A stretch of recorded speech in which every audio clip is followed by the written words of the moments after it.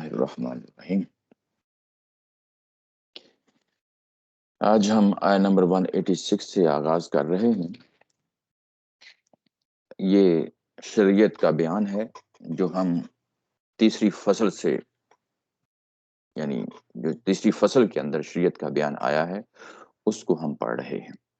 اس میں ایک ایک کر کے شریعت دی کو ہم دیکھ رہے ہیں۔ سب سے پہلا جو اصول یا قانون دیا وہ جان کی حرمت کا تھا۔ اس کے بعد مال کی حرمت کے حوالے سے بات ہوئی تھی، اور مال کی حرمت بھی وہ کون سی حرمت ہے؟ یہ کہ جب انسان فوت ہو جاتا ہے تو اس کے بعد ظاہر ہے اب مال کی ملکیت منتقل ہونی ہے، تو وہ اس پہلو کو جو وراثت کا پہلو ہے اس کو سامنے رکھا ہے، مال کی یعنی حرمت کے حوالے سے۔ اس کے بعد جب یہ دو اہم شریعت کے پہلو سامنے رکھ دیے گئے تو یہ ضرورت پیدا ہوئی کہ آگے مزید شریعت کے جتنے بھی قوانین دینے تھے اس سورہ کے اندر، وہ دینے سے پہلے ایک اور پہلو سامنے رکھا جائے۔ یعنی وہ پہلو کیا ہے؟ وہ تربیت کا ہے، ٹریننگ کا ہے، ایک پروسیس سے گزارا جائے۔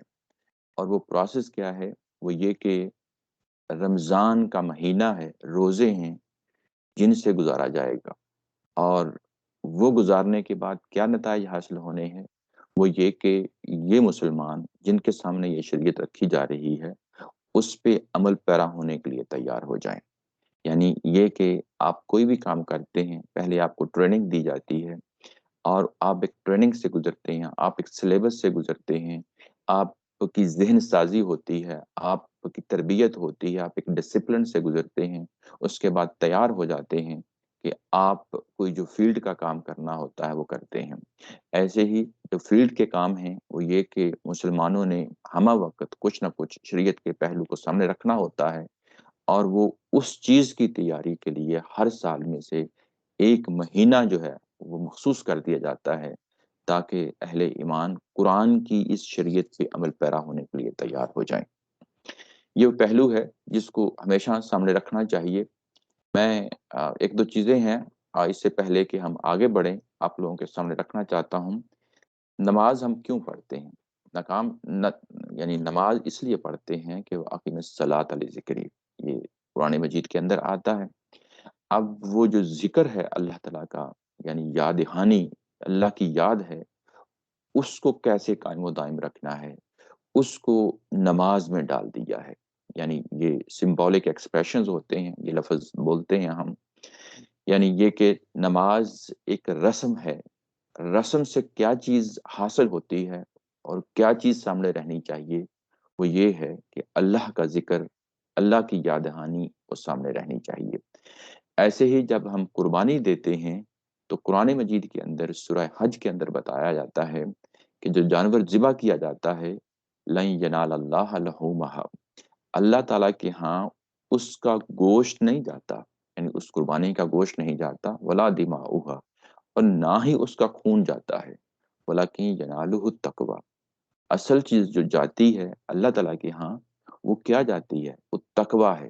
تم کس قدر تقوی اللہ کے جو ہے نا احکامات پہ عمل پیرا ہوتے ہو، اور کس قدر تم اللہ نے جن چیزوں سے منع کیا ہے اس سے رک جاتے ہو، یہ چیز ہے جو اس قربانی سے حاصل ہوتی ہے، اور وہ ہونی چاہیے۔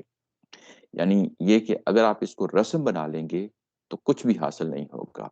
اصل چیز جو ٹارگٹ ہے وہ سامنے ہمیشہ رہنے چاہیے۔ یہ کہ قربانی تو آپ دیتے ہیں، قربانی ایک بکرے کی قربانی ہوتی ہے، ایک جانور کی قربانی ہوتی ہے، اور جانور کی قربانی کیا معنی رکھتی ہے؟ کچھ بھی نہیں، سوائے اس کے کہ انسان نیتاً اور عملاً اس چیز پہ کھڑا ہو جائے کہ مجھے تقوی پہ کھڑا ہونا ہے۔ یعنی وہ سمبولک ایکسپریشن جو قربانی ہے، ایک رسم ہے، اس کو ٹرانسلیٹ ہونا ہے اب کسی دوسری چیز میں، وہ جو دوسری چیز ہے وہ ہے تقوی۔ بالکل ایسے ہی رمضان کا مہینہ، وہ کہ ہم بھوکے رہتے ہیں، پیاسے رہتے ہیں، یعنی 24 گھنٹے میں سے آدھا حصہ جو ہے اس میں ہم اس پوری ایک ٹریننگ سے گزرتے ہیں۔ ہماری بھوک اور پیاس سے اللہ تعالیٰ کی ذات کو کیا غرض ہے؟ اس سے کوئی غرض نہیں ہے۔ یعنی جو کچھ بھی ہم کرتے ہیں اپنے لیے کرتے ہیں، لیکن اس کے نتیجے میں کیا حاصل ہونا چاہیے؟ اصل چیز یہ ہے، جیسے جانور کی قربانی ایک رسم ہے، اس کے نتیجے میں کیا حاصل ہونا چاہیے، جس پہ نظر ہونی چاہیے، وہ تقویٰ ہے۔ بالکل ایسے ہی اگر ہم بھوکے اور پیاسے رہتے ہیں تو اس کے نتیجے میں کیا آپ کو ملنا چاہیے، وہ چیز ہے جو ان آیات کے اندر ہم پڑھ رہے ہیں۔ وہ یہ ہے کہ تقویٰ پیدا ہو، نمبر ایک، یہ ہم نے پچھلی دفعہ پڑھا۔ دوسرا یہ کہ قرآن مجید کے اندر جو چیزیں بیان ہوئی ہیں اوامر و نواہی کی صورت میں، یعنی جو چیزیں جن کا حکم دیا گیا ہے شریعت میں، ان پہ عمل پیرا ہونا ہے، اور جن چیزوں سے منع کیا گیا ہے ان سے رک جانا ہے۔ یہ وہ ٹریننگ ہے، پورا مہینہ اس سے گزارا جاتا ہے، اور یہ وہ پہلو ہے جو ہمیشہ مد نظر رہنا چاہیے۔ اس کے بعد یہ میں نے دو احادیث لی ہیں بخاری سے، صحیح بخاری سے، اور آپ کے سامنے میں ان کو بھی رکھتا ہوں۔ نبی صلی اللہ علیہ وسلم نے فرمایا کہ اگر کوئی شخص جھوٹ بولتا ہے اور جھوٹ پہ ہی عمل کرتا ہے، روزہ رکھ کر جھوٹ بولتا ہے اور جھوٹ پہ ہی عمل کرتا ہے، اور وہ اس جھوٹ کو نہیں چھوڑتا، تو اللہ تعالیٰ کی ذات کو اس کی کوئی ضرورت نہیں کہ وہ اپنا کھانا پینا چھوڑ دے۔ یعنی بڑے صاف اور واضح لفظوں میں اس حدیث میں بیان کر دیا گیا ہے کہ کھانے پینے کو جو چھوڑ دینے سے ایک رسم تو ادا ہو جاتی ہے، لیکن اس کے ساتھ جھوٹ اور جھوٹ کی ملاوٹ اور جھوٹ پہ عمل کرنا، یہ اگر جاری و ساری رہتا ہے تو کوئی فائدہ نہیں ہے اس روزے رکھنے کا۔ یعنی یہ چیز بڑی واضح طور پہ اس حدیث میں ہمیں ملتی ہے۔ اس کے بعد دوسری ہے، یہ بھی صحیح بخاری سے ہے، ابن آدم کا روزے کے سوا ہر عمل اس کے اپنے لیے ہے۔ یعنی جو کچھ بھی وہ کام کرتا ہے، نمازیں پڑھتا ہے، صدقہ دیتا ہے، زکوٰۃ دیتا ہے، بھلائی کے کام کرتا ہے، یہ سارے جتنے بھی کام ہیں، یہ انسان جو بھی کرتا ہے، یعنی مومن ایمان والا آدمی جو کچھ بھی کرتا ہے وہ اپنے ہی بھلے کے لیے کرتا ہے۔ لیکن روزے کا ایک ایسا عمل ہے، یہ اللہ تعالیٰ کی ذات نے کہا ہے کہ یہ میرے لیے ہے، بالخصوص میرے لیے ہے، اس کی جزا میں ہی دوں گا، اس کی جزا میں ہی دوں گا۔ یعنی باقی جتنی بھی چیزیں ہیں ان کے لیے ہمیں عمومی طور پہ معلوم ہے، قرآن مجید میں بھی جگہ جگہ بیان ہوا اور حدیث میں بھی بیان ہوا ہے کہ میں جب ریوارڈ دینے پہ آتا ہوں تو میں 7 گنا، 10 گنا، 100 گنا، 700 گنا تک جو ہے میں ریوارڈ دے دیتا ہوں۔ یعنی لوگوں کو ان کے خلوص پہ جب وہ عمل کرتا ہے، وہ کس قدر خلوص پہ مبنی وہ عمل ہوتا ہے، اس کی بنیاد پہ میں ریوارڈ دے دیتا ہوں۔ لیکن یہ جو روزہ ہے، اس کا کوئی ریوارڈ میں نے نہیں رکھا، یہ اس کا ریوارڈ جو ہے میں خود ہی دوں گا۔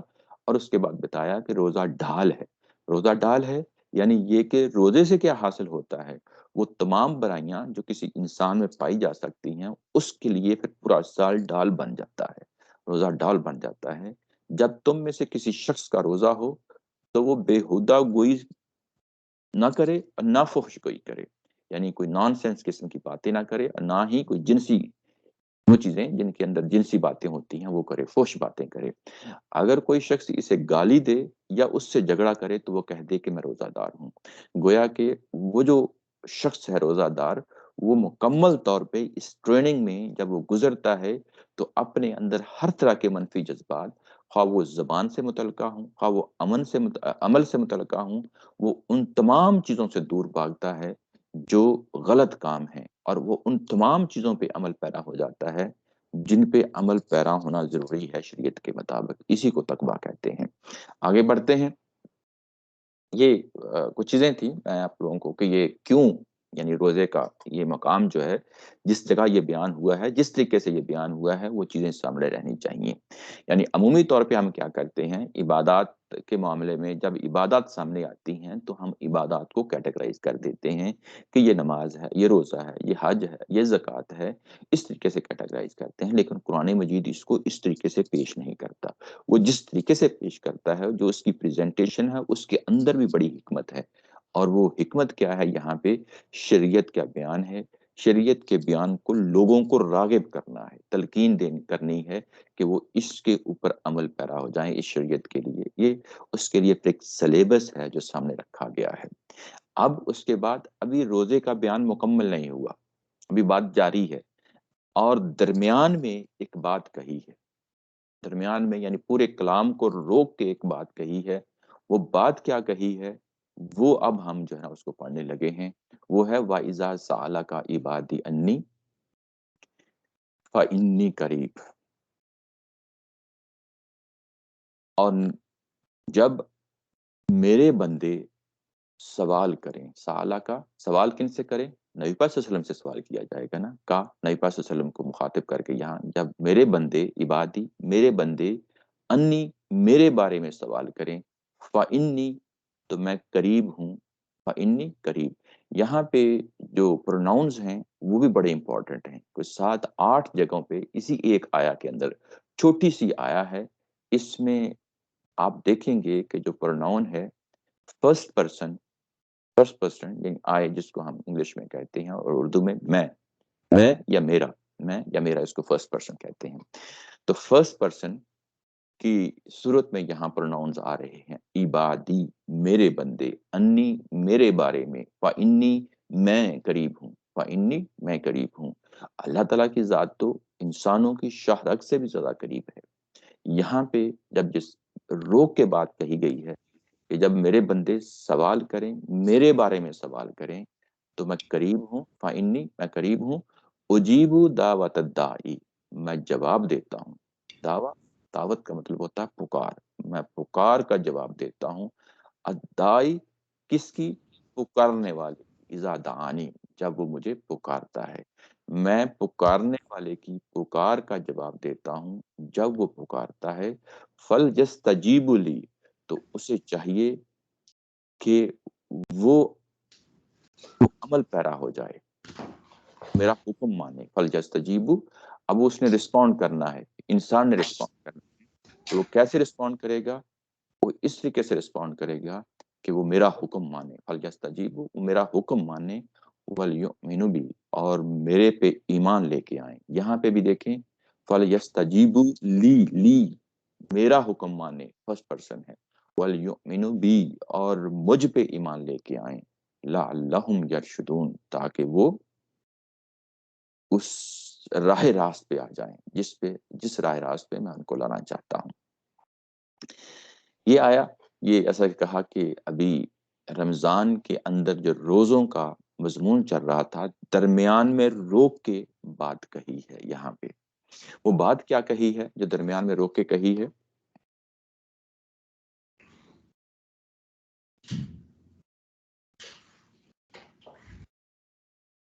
جی وہ بات یہ کہی ہے کہ میرے بندے جب میرے بارے میں سوال کریں. اب یہ میرے بارے میں کہا گیا ہے یہ اس کا کیا مطلب ہے؟ میرے بارے میں سوال کریں یعنی میری ذات کے بارے میں سوال کریں میری صفات کے بارے میں سوال کریں.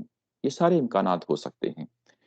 اور یا یہ کہ جو میں اس وقت حکم اتار رہا ہوں اس کے بارے میں سوال کریں. تو یہاں پہ تیسرا پہلو ہے جو یہاں پہ لیا گیا ہے اور یہاں بریکٹ میں رکھا ہے استاد محترم نے. اور میرے کسی حکم کے بارے میں. اب یہاں پہ ذات کیوں نہیں ہو سکتی یا اللہ تعالیٰ کی ذات کی صفات کیوں نہیں ہو سکتی؟ اس لیے کہ کیونکہ جو پیچھے بیان تھا اور اس آیا کے بعد کا جو بیان ہے وہ شریعت کا بیان ہے. جب یہ شریعت کا بیان ہے تو درمیان میں روک کے بات کہی جا رہی ہے. تو مطلب یہ کہ جو میں اس وقت شریعت اتار رہا ہوں اور خاص طور پہ روزے کا معاملہ جو ہے جب میں اتار رہا ہوں اس حوالے سے تو اس حوالے سے کوئی سوال آپ لوگوں کے ذہنوں میں پیدا ہو تو اس کے لیے فوری طور پہ آگے بڑھیں سوال کریں. اور میں بہت قریب ہوں. اللہ تعالیٰ کی ذات ویسے ہی قریب ہوتی ہے. یہ جو قربت کا پہلو ہے یا قربت اور دوری کا یہ اللہ تعالیٰ کی ذات کے ساتھ ہم اٹیچ نہیں کر سکتے. یہ انسانوں کی نظر ہوتی ہے جو دور اور قریب کا احساس پیدا کرتی ہے. تو یہاں پہ فانی قریب یہ یعنی یہ کہ یہ ریلیٹیو ٹرم ہے انسانوں کے دلوں کے حوالے سے کہ وہ خود کس قدر جو ہے نا اللہ تعالیٰ کی ذات کو قربت محسوس کرتا ہے. تو یہ کہ اللہ تعالیٰ کی ذات کے حوالے سے اگر یہ لفظ بولیں یعنی کہ میں قریب ہوں تو یہ کوئی فزیکل نہیں ہوتا. یہ بھی یاد رکھیں ہمیں نہیں معلوم اللہ تعالیٰ کی ذات کا فزیکل جو ہے نا پہلو. ہمیں جو چیز بتائی گئی ہے قرآن مجید کے اندر وہ یہ کہ میں دیکھتا ہوں لوگوں کو اور سنتا ہوں لوگوں کی باتوں کو وہ خواہ کہیں پہ بھی ہوں. ہمیں یہ پہلو سامنے رکھنا چاہیے. یعنی جب یہ ہم کہتے ہیں کہ اللہ ہر جگہ موجود ہے تو وہ کس پہلو سے؟ وہ صفات کے پہلو ہوتے ہیں کہ اللہ ہر جگہ موجود ہے. یعنی ذات کے بارے میں ہمیں کوئی معلوم نہیں ہے. اس کے بارے میں انگلی نہیں اٹھائی جا سکتی کوئی بات نہیں کہی جا سکتی کہ وہ کہاں پہ ہے. یعنی ذات کیا چیز ہے ہمیں نہیں معلوم اللہ تعالیٰ کی ذات کے حوالے سے. ہمیں جو علم ہے جو قرآن مجید کے اندر ہمیں ملا ہے وہ محض علم ملا ہے صفات کا۔ تو صفات کے حوالے سے جانتے ہیں کہ اللہ تعالیٰ کی ذات سنتی ہے، دیکھتی ہے، خواہ وہ کہیں پہ بھی ہو۔ تو یہ قربت کا جو پہلو ہے یہ انسانوں کے حوالے سے ہے۔ تو میں بہت قریب ہوں انسانوں کے، جب وہ سوال کریں عجیب، جب وہ سوال کریں، کوئی پکارے مجھے، کوئی انہیں الجھن پیدا ہو جائے میری اتاری ہوئی شریعت کے بارے میں، کوئی سوال پیدا ہو جائے، کوئی سوال یعنی اٹھانا چاہتے ہوں، تو وہ آگے بڑھ کے آپ کے پاس آئیں۔ یہاں پہ لفظ آیا تھا وَإِذَا سَأَلَكَ، نبی پاک صلی اللہ علیہ وسلم کو یہاں سے جدا نہیں کیا جا سکتا، یعنی آپ سے سوال کریں، آپ سے سوال کریں، یہ بڑی اہم چیز ہے۔ جب وہ آپ سے سوال کریں اور اس سوال کو جو ہے نا وہ ظاہر نبی پاک صلی اللہ علیہ وسلم ہی کے ذریعے سے دیا جائے گا، نبی پاک صلی اللہ علیہ وسلم ہی کی طرف جو ہے نا وہی آ رہی ہے۔ یہ قربت یعنی یہ کہ اب یہ زمانہ جو گزر رہا ہے ایک رسول کا زمانہ ہے، ایک پیغمبر کا زمانہ ہے۔ جو سوال بھی کرو گے، جو بھی تمہیں شریعت کے حوالے سے ذہنوں میں ایک الجھن پیدا ہوتی ہے، اس کا میں جواب فوری طور پہ دے دوں گا۔ جب بھی کوئی پکارے گا، یعنی بات تو عمومی رکھی ہے، اجیب دعوت الداعی اذا دعانی، یہ بات عمومی رکھی ہے کہ بھلے نبی پاک صلی اللہ علیہ وسلم سے کوئی پوچھے یا نہ پوچھے، یعنی دعا جو کی جاتی ہے اس کو سامنے رکھتے ہوئے بات کہی جا رہی ہے۔ یعنی انسان عام حالات میں بھی اللہ تعالیٰ کی ذات سے دعائیں کرتا ہے، اور وہ دعائیں قبول بھی ہوتی ہیں اور بعض اوقات قبول نہیں بھی ہوتی۔ وہ ایک گرینڈ اسکیم ہے اللہ تعالیٰ کی ذات کی، جس کے تحت اگر کوئی چیز قبول نہ ہو تو اس کے تحت ہم لیتے ہیں۔ وہ گرینڈ اسکیم کیا ہوتی ہے؟ یہ کہ ہو سکتا ہے ہمیں اس جو چیز مانگی گئی ہے وہ کسی اور طرح کی چیز ہمیں مل جائے، یہ بھی امکانات ہوتے ہیں۔ یہ بھی ہو سکتے ہیں کہ وہ جلد نہ ملے بلکہ کسی دیر کے بعد ملے، اور یہ بھی ہو سکتا ہے کہ نہ ملے اور اس جو دعا مانگی گئی ہے اس کا یقیناً جو ہے ریوارڈ اللہ تعالیٰ کی ذات دے گی، وہ قیامت والے دن بھی دے سکتی ہے اس چیز کے بارے میں۔ گرینڈ اسکیم کے اندر چیزیں جو ہے نا دعا کی صورت میں قبول ہوتی ہیں، لیکن یہاں پہ جو پہلو ہے وہ ہے سوال کا، جو شریعت کے بارے میں سوال ہے۔ تو کوئی بھی جب جو سوال کرے گا تو اللہ تعالیٰ کی ذات اس نبی کے ذریعے سے اس کا جواب دے دے گی۔ جب جواب دے گی تو کیا کہا کہ ایک کام جو تھا وہ میں نے کرنا تھا وہ کر دیا، میں لوگوں کے سوالات کے جو جواب دینے تھے وہ میں نے جواب دے دیے، جواب دے دوں گا، آئندہ بھی جو ہے نا یہ صورتحال پیدا ہوگی تو میں جواب دے دوں گا۔ لیکن اب اللہ کے بندے نے کیا کرنا ہے؟ کیونکہ میرے بندے، جب یہ کہا گیا تھا نا کہ میرے بندے، یہ بڑا دل نواز قسم کے جو ہے نا یہاں پہ الفاظ ہیں، عبادی، انی، یہ سارے جو ہے نا، جب میرے بندے یعنی ان کو میں جواب دے دوں شریعت کی صورت میں، کوئی ان کی تسلی اور تشفی کا سامان کر دوں، تو اب انہوں نے کیا کرنا ہے؟ فَلْيَسْتَجِيبُوا لِي، تو وہ میرے اس حکم پہ عمل پیرا ہو جائیں، اس حکم پہ عمل پیرا ہو جائیں، یعنی عملاً جو کچھ کہا جا رہا ہے اس پہ وہ عمل کر دکھائیں۔ اور جب یہ کریں تو وَلْيُؤْمِنُوا بِي، میرے پہ ہی ایمان رکھتے ہوئے یہ کریں۔ یعنی اللہ تعالیٰ کی ذات وہ شریعت دے رہی ہے، یہ ایمان کا پہلو ہے کہ میرا اللہ ہے، اس نے مجھے جو ہے نا یعنی شریعت دی ہے، میں اس کی شریعت پہ عمل پیرا ہو گیا ہوں۔ اللہ پہ ایمان یہی چیز ہوتی ہے کہ وہ میرا خالق ہے، وہ میرا مالک ہے، وہ مجھے حکم دے سکتا ہے، اور جب وہ دے سکتا ہے تو اسی ہی کے حکم اور پہ میں نے عمل پیرا ہونا، یہی ایمان ہے۔ لعلہم یرشدون، اور اس کے بعد کہا کہ جب یہ ایمان لے آئیں گے مجھ پہ، جس طرح کہا جا رہا ہے، اور میرے احکامات پہ عمل پیرا ہو جائیں گے، تو اس طریقے پہ وہ صحیح راستے پہ ہوں گے، ہدایت پہ ہوں گے، ملت ابراہیم پہ ہوں گے، دین اسلام پہ ہوں گے۔ یہ وہ چیز ہے جو یہاں پہ بتائی جا رہی ہے۔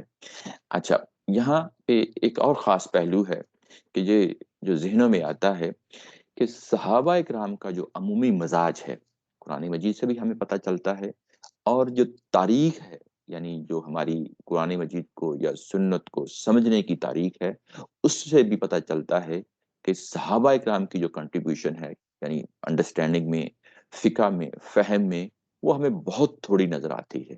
یعنی اس کے بعد تو پہاڑ لگ جاتے ہیں فقہ کی کتابوں کے، لیکن یہ کہ صحابہ اکرام جب دنیا سے نبی پاک صلی اللہ علیہ وسلم چلے گئے تو کیا ان سے ملنے والی جو چیزیں ہیں کیا وہ کتنی ہیں؟ بہت تھوڑی ہیں، بہت تھوڑی ہیں۔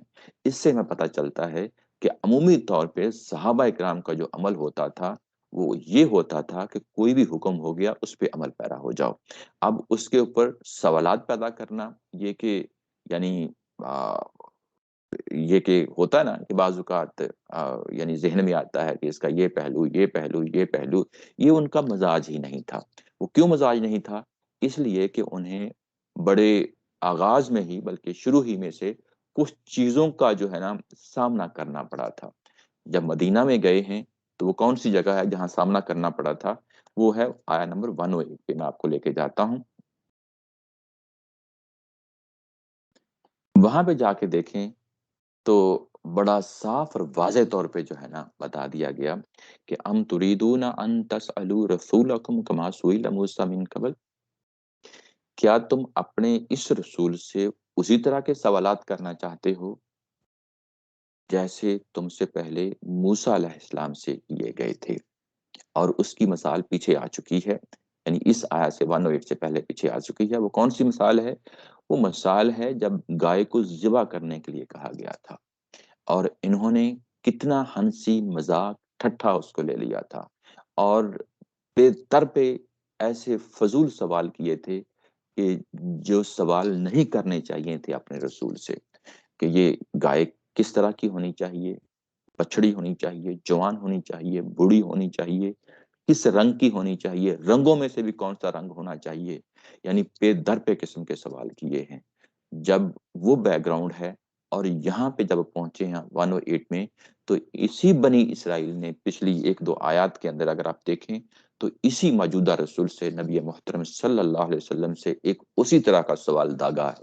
وہ سوال کیا ہے کہ دیکھو تان کیا ہے، وہ دیکھو کہ یہ جو شریعت اتر رہی ہے قرآن مجید کے اندر، اصل تو تورات ہے، تو پھر تورات ہی جو ہے نا وہ تمہارے سامنے ہونی چاہیے، یہ قرآن کیوں اتر رہا ہے؟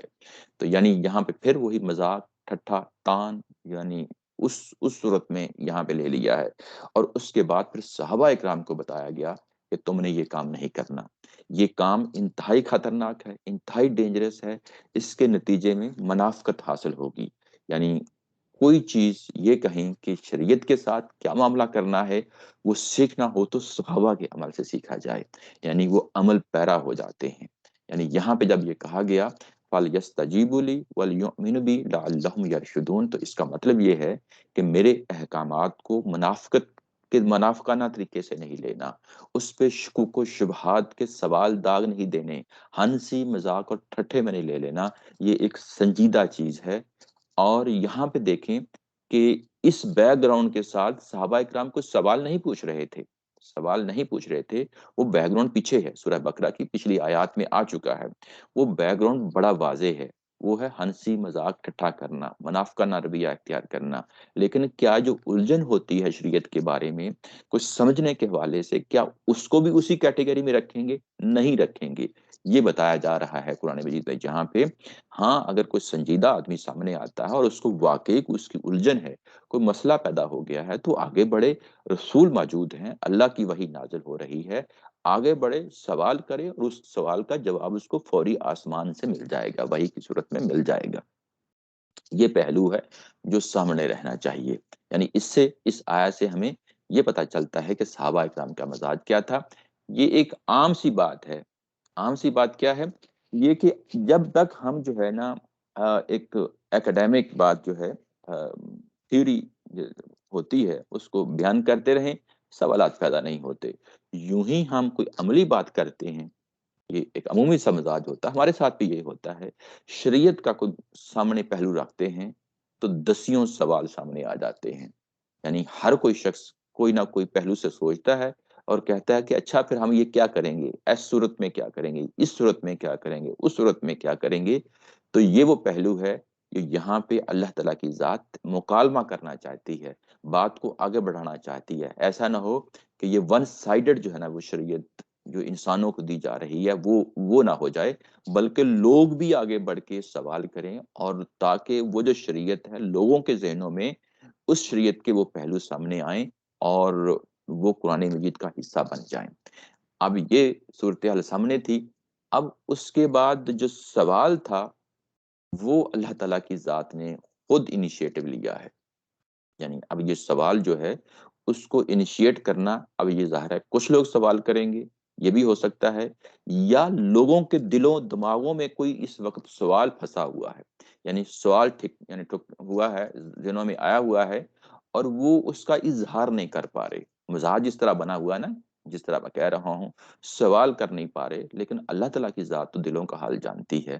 وہ خود جو ہے نا، یعنی بات کو شروع کرنے کے لیے اپنی طرف سے جو لوگوں کی اس وقت، یعنی جس وقت یہ آیات اتر رہی ہیں، کچھ لوگوں کے ذہنوں میں سوال تھے، اس سوال کو خود قرآن مجید نے ایڈریس کیا ہے۔ یعنی یوں کہہ لیں، ٹو بریک دا آئس، جس طرح ایک محاورہ ہے انگلش میں کہتے ہیں کہ کوئی کسی نے بات کی، اس کے بعد خاموشی چھا گئی، تو کیا کرتا ہے وہی جو سپیکر جو بات کر رہا ہوتا ہے، وہ خود پھر کوئی ایسی چیز جو ہے نا ڈسکس کرنا شروع کر دیتا ہے تاکہ بات آگے بڑھے۔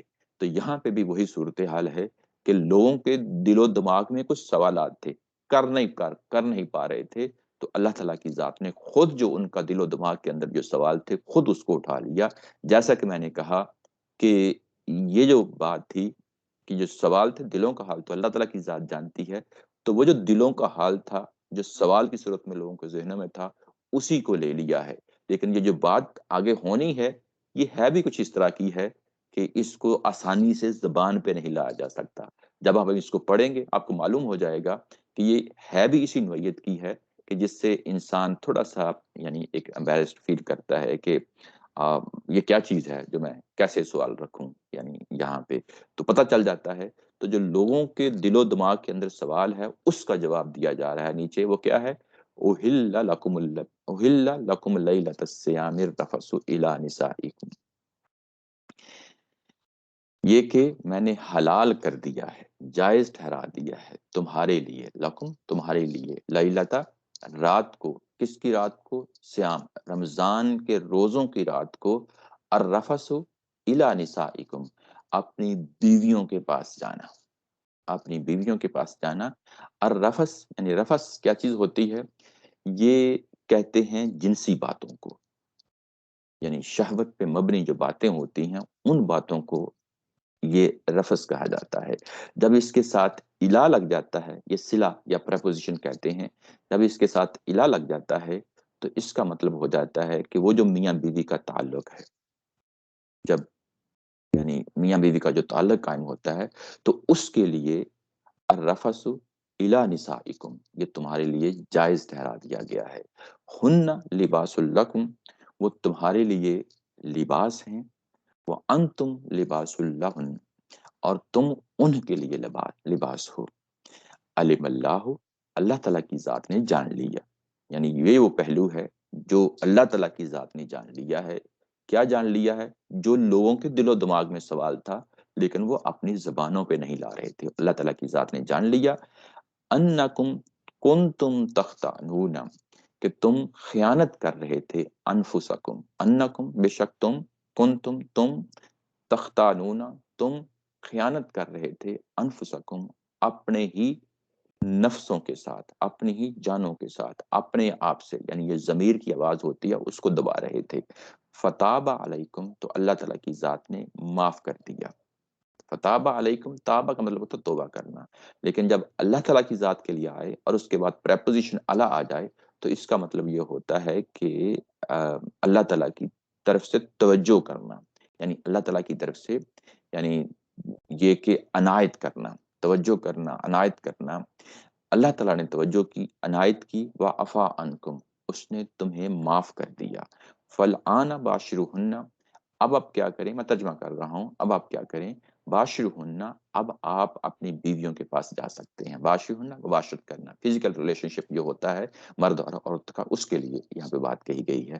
اب تم اپنی بیویوں کے پاس جا سکتے ہو، وابتغوا، اور چاہو، جب تم اپنی بیویوں کے پاس جاؤ، وابتغوا چاہو، ما کتب اللہ، جو کچھ اللہ تعالیٰ کی ذات نے لکھ دیا ہے، تمہارے مقدر میں کر دیا، لکم یعنی اس اولاد کی صورت میں اپن بیویوں کے پاس جائیں تو جو کچھ تمہارے لیے مقدر کر دیا ہے وہ تم چاہو۔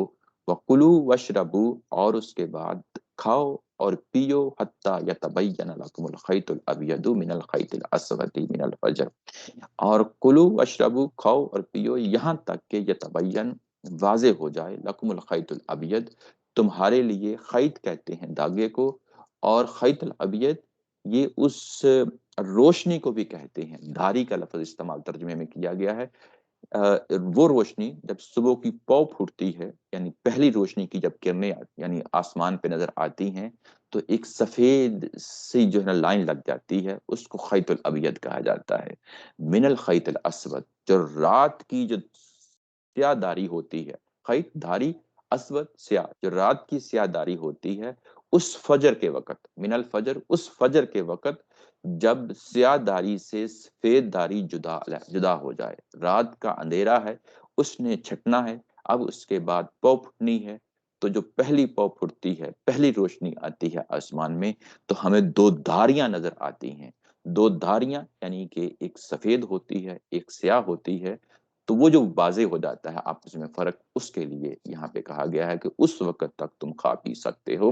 ثم اتم الصیام الی اللیل، اس کے بعد تم مکمل کرو اس روزے کو شام تک، الی اللیل، شام تک تمام کرو۔ ولا تباشروہن، اور نہ مباشرت کرو، نہ فزیکل ریلیشن شپ جو ہے نا قائم کرو، کس وقت؟ یعنی اپنی خواتین کے ساتھ، اپنی عورتوں کے ساتھ، وَأَنْتُمْ عَاكِفُونَ، اس حالت میں کہ تم اعتکاف کر رہے ہو، فی المساجد، مسجدوں کے اندر، تلک حدود اللہ، اللہ کی حدیں ہیں، فلا تقربوها، اس کے قریب تک نہ جانا، فلا تقربوها، اس کے قریب تک نہ جانا، کذالک یبین اللہ، ایسے ہی اللہ تعالیٰ کی ذات اپنی آیات کو بیان کرتا ہے، واضح کرتا ہے، للناسی، لوگوں کے لیے، لعلہم یتقون، تاکہ وہ تقوی اختیار کریں، تاکہ وہ تقوی اختیار کریں۔ یہ تھا ترجمہ۔ اب ہم واپس لوٹتے ہیں اور دیکھتے ہیں، اس سے پہلے کہ میں اگلی یہ بات کروں، جو پچھلی 186 تھی، اس کے اندر پھر میں ایک چیز تھی جو میں چاہ رہا ہوں کہ میرے ذہن میں آئی کہ میں اس کو آپ کے سامنے رکھوں۔ وہ جو پوائنٹ میں نے اٹھایا تھا کہ دیکھیں اس کے اندر سنگولر جو فرسٹ پرسن ہے، اور فرسٹ پرسن کی صورت میں یہاں پہ بات کی جا رہی ہے، اور یہ ایک چھوٹی سی آیا ہے، اگر آپ دیکھیں تو اتنی بڑی نہیں ہے۔ اس میں 7 دفعہ جو ہے نا میں اور میرا کا لفظ آیا ہے، 7 دفعہ لفظ آیا ہے، اور جب 7 دفعہ آیا ہے تو یہ اللہ کی عنایت ہے، اللہ کی مہربانی ہے، اللہ کی رحمت ہے، اللہ کی شفقت ہے اپنے بندوں کے لیے، کہ وہ اتنی خوبصورتی کے ساتھ، اتنی قربت کے ساتھ یعنی یہ معاملہ کر رہے ہیں۔ جب وہ اپنے بندوں سے بات کرتا ہے تو وہ فرسٹ پرسن میں بات کرتا ہے۔ یہ بڑا اہم پہلو ہے جو آپ کے سامنے رکھنا چاہتا ہوں۔ جب اپنے بندوں سے بات کرتا ہے، اللہ تعالیٰ کی ذات بات کرتی ہے، تو وہ فرسٹ پرسن میں کرتی ہے، میں اور تو کے الفاظ میں استعمال کرتی ہے، تاکہ وہ جو ڈسٹینس ہے جس میں کہا گیا تھا فَإِنِّي قریب، وہ ختم ہو جائے، یعنی الفاظ میں بھی وہ فرق جو ہے وہ ختم ہو جائے۔ یہ بڑی اہم چیز ہے۔ لیکن جب رائل وی، جب ہم یہ کہتے ہیں نا، انا انزلنا، جیسے ہم نے اتارا، تو جب اللہ تعالیٰ کی ذات اپنی قدرت کا بیان، اپنی جو ہے نا یعنی عزیز ہونے کا بیان، جب کائنات کے خالق و مالک ہونے کا بیان کر رہی ہوتی ہے، یا وہ اپنے دشمنوں کے خلاف کوئی بات کر رہی ہوتی ہے، دشمنوں کے خلاف یعنی رسولوں کے دور میں وہ لوگ جو اللہ کے دشمن ڈکلیئر ہو جاتے ہیں، ان کے خلاف بات ہو رہی ہوتی ہے، تو وہاں پہ رائل وی کا استعمال ہوتا ہے، یعنی یہ کہ نا کا استعمال عربی زبان کے اندر استعمال ہوتا ہے، جس کا مطلب ہم نے یہ کام کیا، ہم نے یہ کام کیا، تو وہاں پہ اللہ کی قدرت کا ظہور ہو رہا ہوتا ہے، اللہ کے عزیز ہونے کا پہلو سامنے آ رہا ہوتا ہے، وہ غالب ہستی ہے، وہ پورے کائنات کی خالق و مالک ہستی ہے، تو وہاں پہ وہ پہلو سامنے آتا ہے۔ جب بندوں کے ساتھ اللہ تعالیٰ کی ذات کا تعلق آتا ہے تو ہمیشہ میں اور تو کی زبان میں آتا ہے، یعنی یہ زبان وہ زبان ہوتی ہے جو قربت کی زبان ہوتی ہے، اور یہاں پہ 7 دفعہ جو ہے نا سنگولر یعنی فرسٹ پرسن میں لا کے جب یہ بات کہی گئی، تو اس کا بھی جو ہے نا یہ پہلو سامنے رہنا چاہیے، یہ بھی بڑا خوبصورت پہلو ہے۔ اچھا آگے بڑھتے ہیں، آگے بڑھیں تو یہ کہ راتوں کو جائز قرار دے دیا گیا ہے۔ یہ جیسا کہ ہم نے اس کو دیکھ لیا کہ یہ سوال تھے لوگوں کے ذہنوں میں، وہ کچھ شرم سی محسوس کر رہے تھے، حیا سی محسوس کر رہے تھے کہ یہ کیسے جو ہے نا یہ سوال پوچھا جائے، ایک وہ بیک گراؤنڈ جو میں نے پہلے بتایا، دوسرا مزاجن یہ کہ اس شریعت کو وہ سرنڈر کر رہے تھے، جب ان سے کہا جا رہا تھا کہ اس شریعت کے سامنے جھک جائیں، سرنڈر کر دیں، اسلام کا نام ہی یہی ہے، تو وہ حقیقتاً سرنڈر کر رہے تھے، کوئی سوال تک نہیں اٹھا رہے تھے، لیکن اللہ تعالیٰ کی ذات نے خود جو ہے نا اس کو انیشیٹ کیا، اور اس سٹیج پہ انیشیٹ کیا کہ ابھی تیسرا حکم ہی دیا تھا، پہلا قصاص کا ہے، پھر اس کے بعد وراثت کے بارے میں ہے، تیسرا حکم جو ہے روزے کے بارے میں، اب روزے کا حکم مکمل نہیں ہوا تھا، تو اس کے ساتھ جب یہ کہا کہ تم سوال کرو میں جواب دیتا ہوں، تو یہ لوگوں کو ذہنوں میں پیدا کردہ سوال ہے، پیدا شدہ سوال ہے، اس کا جواب دے رہے ہیں اللہ تعالیٰ کی ذات۔ جب یہ کہا گیا کہ رمضان کے مہینے میں روزے فرض کر دیے گئے ہیں، تو یہ انڈرسٹوڈ چیز تھی، روزے کیا تھے، یہ صحابہ اکرام جانتے تھے کہ روزے کیا چیز ہیں، روزہ کیا ہوتا ہے، کس طرح اس کو رکھا جاتا ہے، اور کس طرح اس کو یعنی افطار کیا جاتا ہے، کیسے سحری کی جاتی ہے، اس کی کیا حدود و قیود ہیں، یہ کسی حد تک واقف تھے۔ اس لیے جب یہ قانون دیا گیا تو وہ اسی وقت نہیں بتا دیا گیا کہ روزہ کیا ہوتا ہے، روزہ پہلے سے ایک موجود چیز کا نام ہے، یعنی یہاں سے بھی ہمیں یہ پتا چلتا ہے کہ جب یہ سوال کیا گیا اور یہ بیک گراؤنڈ ہے، اس بیک گراؤنڈ کے ساتھ ہمیں پتا چلتا ہے کہ نبی پاک صلی اللہ علیہ وسلم کو بھی معلوم ہو گیا وحی کے ذریعے سے، صحابہ اکرام کو بتا دیا گیا کہ روزہ فرض ہے، اب روزہ کیسے رکھنا ہے اس کی جزیات نہیں بتائی گئی، سب کو پتا تھا روزہ کیا ہوتا ہے، لیکن جس بیک گراؤنڈ کے ساتھ وہاں صحابہ اکرام روزہ رکھ رہے تھے، اس وقت وہاں پہ کیونکہ جو پہلے سے الہامی روایت تھی وہ یہودی تھے، اور یہودیوں کے بارے میں ہمیں معلوم ہے کہ وہ جب روزہ رکھتے تھے تو وہ کیسے روزہ رکھتے تھے، یعنی یہ کہ روزہ رکھا، شام ہوئی، روزہ کھولا، اور اس کے ساتھ ہی اگلے دن کا روزہ رکھ لیا، یعنی یہ روزے کا وہ انداز تھا، غالباً یہ وجہ ہوئی تھی جس کی بنیاد پہ صحابہ کرام نے بھی کچھ یوں ہی سمجھ لیا کہ جس طریقے سے اہل کتاب روزہ رکھ رہے ہیں ویسا ہی ہم نے روزہ رکھنا ہے، جب یہ سمجھ لیا تو اس کے بعد یہ کہ میاں بیوی کا تعلق قائم نہ ہو، مہینہ بھر ہے، کچھ لوگوں سے یعنی یہ کہ جو چیز پہلے سے موجود تھی اسی کی بنیاد پہ فیصلہ کر رہے تھے کہ پورا دن روزہ رکھا، شام کو پھر روزہ جو ہے نا کھایا پیا، اور اس کے بعد پھر روزہ شروع ہو گیا، تو پھر اس کے بعد رات میں اگر جو ہے نا کوئی اس طرح کی صورتحال پیدا ہو گئی کہ میاں بیوی کا تعلق قائم ہو گیا، تو کچھ لوگوں کو یہ چیز محسوس ہوئی کہ یہ تو ہم بڑا غلط کر بیٹھے، اب کیا ہوگا، اب اس صورتحال سے باہر نکلنا ہے، اس صورتحال سے باہر نکلنا ہے، تو اللہ تعالیٰ کی ذات نے خود محسوس کیا، اور محسوس کرنے کے بعد ان کے اس سوال کا جواب دیا ہے، اور یہ کہا ہے، پھر اس کے بعد پورا قانون خود بیان کر دیا ہے کہ روزہ خود کیا چیز ہے، یعنی اس کی پوری شریعت سامنے رکھ دی ہے، وہ یہ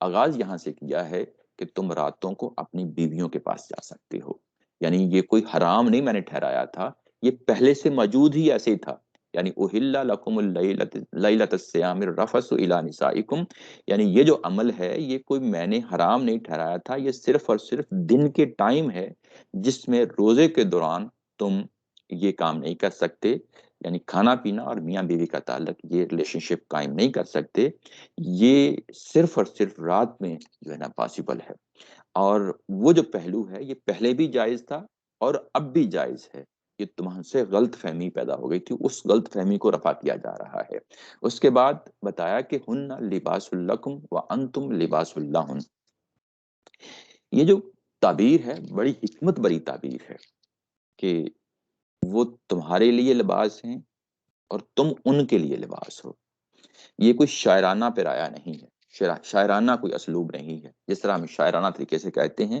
یک جان دو کالب، یہ شاعرانہ انداز ہے، لیکن قرآن مجید جب یہ بیان کرتا ہے میاں بیوی کے تعلق کو تو یہ کہتا ہے کہ تم ان کے لیے لباس ہو، وہ تمہارے لیے لباس ہیں، یعنی تمہارا اپنی جگہ وجود ہے، ان کا اپنی جگہ وجود ہے، دونوں وجودوں کو اپنی جگہ مانتے ہوئے لباس کا لفظ استعمال کیا ہے، یہ نہیں کہا یعنی یہ فریز، دونوں فریزز بڑی اہم ہیں، ہن لباس لکم اس کو علیحدہ رکھا ہے، وانتم لباس لہن اور تم ان کے لیے لباس ہیں، اس فریز کو علیحدہ رکھا ہے، یعنی یہ نہیں کہا کہ تم دونوں ایک دوسرے کا لباس ہو، یعنی وہاں پہ پھر کیا ہوتا کہ تم دونوں یعنی ایک جان والی کیفیت ہو جاتی اور دو کالب والی کیفیت ہو جاتی، یعنی ایک ہی لباس ہو جاتا۔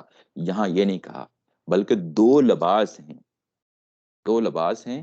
لباس یہ کہ میاں بیوی کے لیے میاں، اور میاں کے لیے بیوی جو ہے نا علیحدہ علیحدہ لباس ہیں، علیحدہ علیحدہ لباس ہیں۔ اور یہ جو ترکیب استعمال کی گئی ہے یہ بڑی خوبصورتی سے بیان کی گئی ہے۔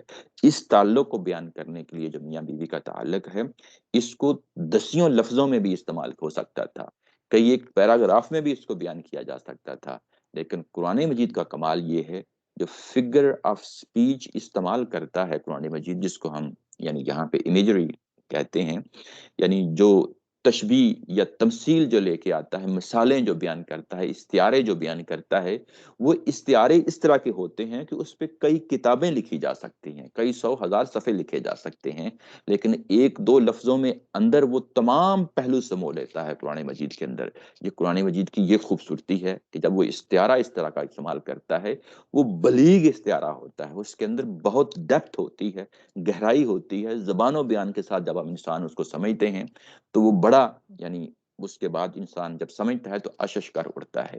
میاں بیوی کا جو تعلق ہے یہ عربوں کے یعنی اس لٹریچر میں، جس لٹریچر میں یا دور میں قرآن مجید نازل ہوا ہے، اس کو بڑی وضاحت کے ساتھ وہ بیان کرتے ہیں، کھول کے بیان کرتے ہیں، لیکن قرآن مجید نے جو ہے نا اس کو بھی یہاں حیا اور شرم کے پہلو کو سامنے رکھا ہے، اور لباس کا نام دے دیا ہے اس تعلق کو۔ لباس کا نام دیا تو لباس دینے کا کیا مطلب ہے؟ یعنی یہ کہ جس طرح لباس اور جسم کا تعلق ہے، یعنی لباس اور جسم کو جدا نہیں کیا جا سکتا، ایسے ہی میاں اور بیوی کا تعلق ہے، یہ دونوں کو جدا نہیں کیا جا سکتا۔ یہ اس کا ظاہری مفہوم ہے، لیکن اس کی گہرائی میں جا کے دیکھیں تو اس کے اندر تین چیزیں ہیں جو نیچے استاد محترم نے بیان کی ہیں۔ پردہ پوشی میں نے ہائی لائٹ کیا ہوا ہے اس پیج میں، اگر نیچے دیکھیں، پردہ پوشی، حفاظت اور زینت۔ یہ پردہ پوشی کیا چیز ہے؟ یعنی یہ لباس بیسیکلی کیا کام کرتا ہے؟ پردہ پوشی کا کام کرتا ہے۔ کوئی انسان نہیں چاہتا کہ وہ ننگا ہو، یعنی مسلم ہو یا غیر مسلم ہو، قطع نظر اس چیز کے، یہ انسان کی فطرت کے اندر موجود ہے۔ وہ آپ یہ تو کہہ سکتے ہیں کہ کسی نے کم لباس پہنا ہے، کسی نے زیادہ پہنا ہے، یعنی یہ سارے پہلو ڈسکس کر سکتے ہیں۔ کیا انسان بالکل ہی الف ننگا ہو جاتا ہے؟ یہ کوئی انسان نہیں چاہتا، کوئی انسان نہیں چاہتا۔ وہ چاہتا ہے کہ اپنے جسم کو، جو اس کے جنسی اعضاء ہیں خاص طور پہ، ان کو ہمیشہ پردے میں رکھے۔ تو جو میاں بیوی کا جو تعلق ہے یہ بھی ایک طرح کا پردہ ہے، یہ لباس ہے جو میاں بیوی کے تعلق میں قائم ہو جاتا ہے۔ وہ اس لباس کے اندر، اس پردہ پوشی کے اندر جو جنسی خواہشات پیدا ہوتی ہیں، جو جنسی دایات پیدا ہوتے ہیں، وہ اس لباس کے اندر رہتے ہوئے جو ہے نا وہ اظہار کرتا ہے، باہر اظہار نہیں کرتا۔ یعنی جیسے ہم اپنے آپ کو ننگا نہیں کر سکتے، ایسے ہی میاں بیوی کے تعلق میں جب جڑ جاتے ہیں تو جو جتنے بھی جنسی دایات ہوتے ہیں وہ ایک دوسرے کو ٹارگٹ مل جاتا ہے، وہ ایک پردے میں رہ کے یہ زندگی کا یہ والا پہلو جو اس کی انسان کی فطرت کے اندر ہے وہ اس کو ادا کرتا ہے۔ وہ جانور نہیں بن جاتا جس طرح باقی جانور ہیں، جیسے وہ ہمیں معلوم ہے کہ سب لوگوں کی نظروں میں سب کچھ ہو رہا ہوتا ہے، لیکن انسان کا یہ شرف ہے کہ وہ چاہتا ہے کہ یہ عمل بھی جو ہے وہ ایک پردے کی صورت میں ہو، اور وہ میاں بیوی کی صورت میں جب یہ مل جاتا ہے تو لباس کا یہ پہلو سامنے آتا ہے۔ اس کے بعد دوسرا پہلو ہوتا ہے حفاظت۔ لباس کیا کرتا ہے؟ گرمی اور سردی میں آپ کو حفاظت مہیا کرتا ہے۔ یہ کیسی حفاظت ہوتی ہے؟ یعنی سردیوں میں ہم جو ہے نا گرم کپڑے پہنتے ہیں، گرمیوں میں ہم ذرا ہلکے کپڑے پہنتے ہیں، تاکہ موسموں کی جو شدت ہے یا موسموں کی جو پہلو سامنے آتے ہیں اس کے مطابق ہم لباس پہن لیتے ہیں۔ تو ایسے یعنی لباس ہمیشہ ہمارے جسم پہ ہوتا ہے، ایسے ہی یہ جو لباس ہے میاں بیوی کا تعلق، یہ کیسے حفاظت کرتا ہے؟ یہ ایسے کہ انسان کے لیے بے شمار اٹریکشنز ہیں معاشرے کے اندر، وہ فلموں میں دیکھی جا سکتی ہیں، ٹی وی کے پروگراموں میں دیکھی جا سکتی ہیں، معاشرے کے اندر گھومتے پھرتے جو ہے اٹریکشنز ہمیں ہمارے سامنے آتی ہیں۔ لوگ ڈگمگا بھی سکتے ہیں، لیکن آگے بڑھ کے یہ رشتہ ایسا رشتہ ہوتا ہے کہ پھر یہاں پہ اس کو حفاظت مل جاتی ہے، ایک شیلڈ مل جاتی ہے، اور وہ جو شیطان کے حملے ہوتے ہیں جو باہر اس کو اپنی طرف راغب کر رہے ہوتے ہیں، انسان وہاں سے متنبع ہو جاتا ہے، اور وہ میاں بیوی ہی جو ہے نا ایک دوسرے سے وہ سہارا ملتے ہیں، تو ایک دوسرے کی حفاظت کا سامان بن جاتا ہے۔ اس کے بعد زینت، زینت کیا ہوتی ہے؟ انسان کے اندر ایک استھیٹک سینس رکھا ہے اللہ تعالیٰ کی ذات نے، حصے جمالیات اس کے اندر رکھی ہے۔ وہ چاہتا ہے کہ جب وہ میں لباس پہنوں تو وہ کیسا لباس پہنوں جو مجھے اچھا لگے، جو مجھے خوبصورت لگے، نہ صرف مجھے لگے بلکہ دنیا کو بھی لگے۔ یہ لباس زینت کا پہلو بھی جو ہے نا مہیا کرتا ہے۔ تو میاں بیوی کا جو تعلق ہے، یہ تعلق بھی ایک طرح کی زینت مہیا کرتا ہے۔ یعنی جب میاں اور بیوی اکٹھے آتے ہیں تو معاشرے کی جو پہلی اکائی ہے، پہلی اینٹ ہے، فاؤنڈیشن ہے، وہ کھڑی ہو جاتی ہے۔ یعنی اس کے بعد بیوی جو ہوتی ہے وہ گھر گرہستی میں، سگڑ پن میں، وہ اس جگہ پہنچ جاتی ہے جس نے گھر چلانا ہے، اولاد کی تربیت کرنی ہے، اس گھر کو گھر سمجھنا ہے، اور اس گھر کی زیبائش، زینت، اس کی خوبصورتی، یعنی جملہ پہلو، یہ محض گھر جو فزیکل گھر ہے اس کی بات نہیں کر رہا، یعنی پورے یونٹ کو اس نے چلانا ہوتا ہے اس خاتون نے، یعنی آئندہ آنے والی اولاد کو چلانا ہوتا ہے، گھر کو چلانا ہوتا ہے۔ یہ تمام دائیات اللہ تعالیٰ کی ذات نے اس کی فطرت میں رکھ دیے ہیں۔ وہ زیب و زینت، زیبائش، خواہ وہ اپنے لباس کی صورت میں ہو، خواہ وہ اپنے گھر کی صورت میں ہو، وہ اس میں جو ہے نا لگ جاتی ہے۔ اس کے بعد جو مرد ہوتا ہے وہ بھی زینت، اسی زینت کا حصہ بن جاتا ہے۔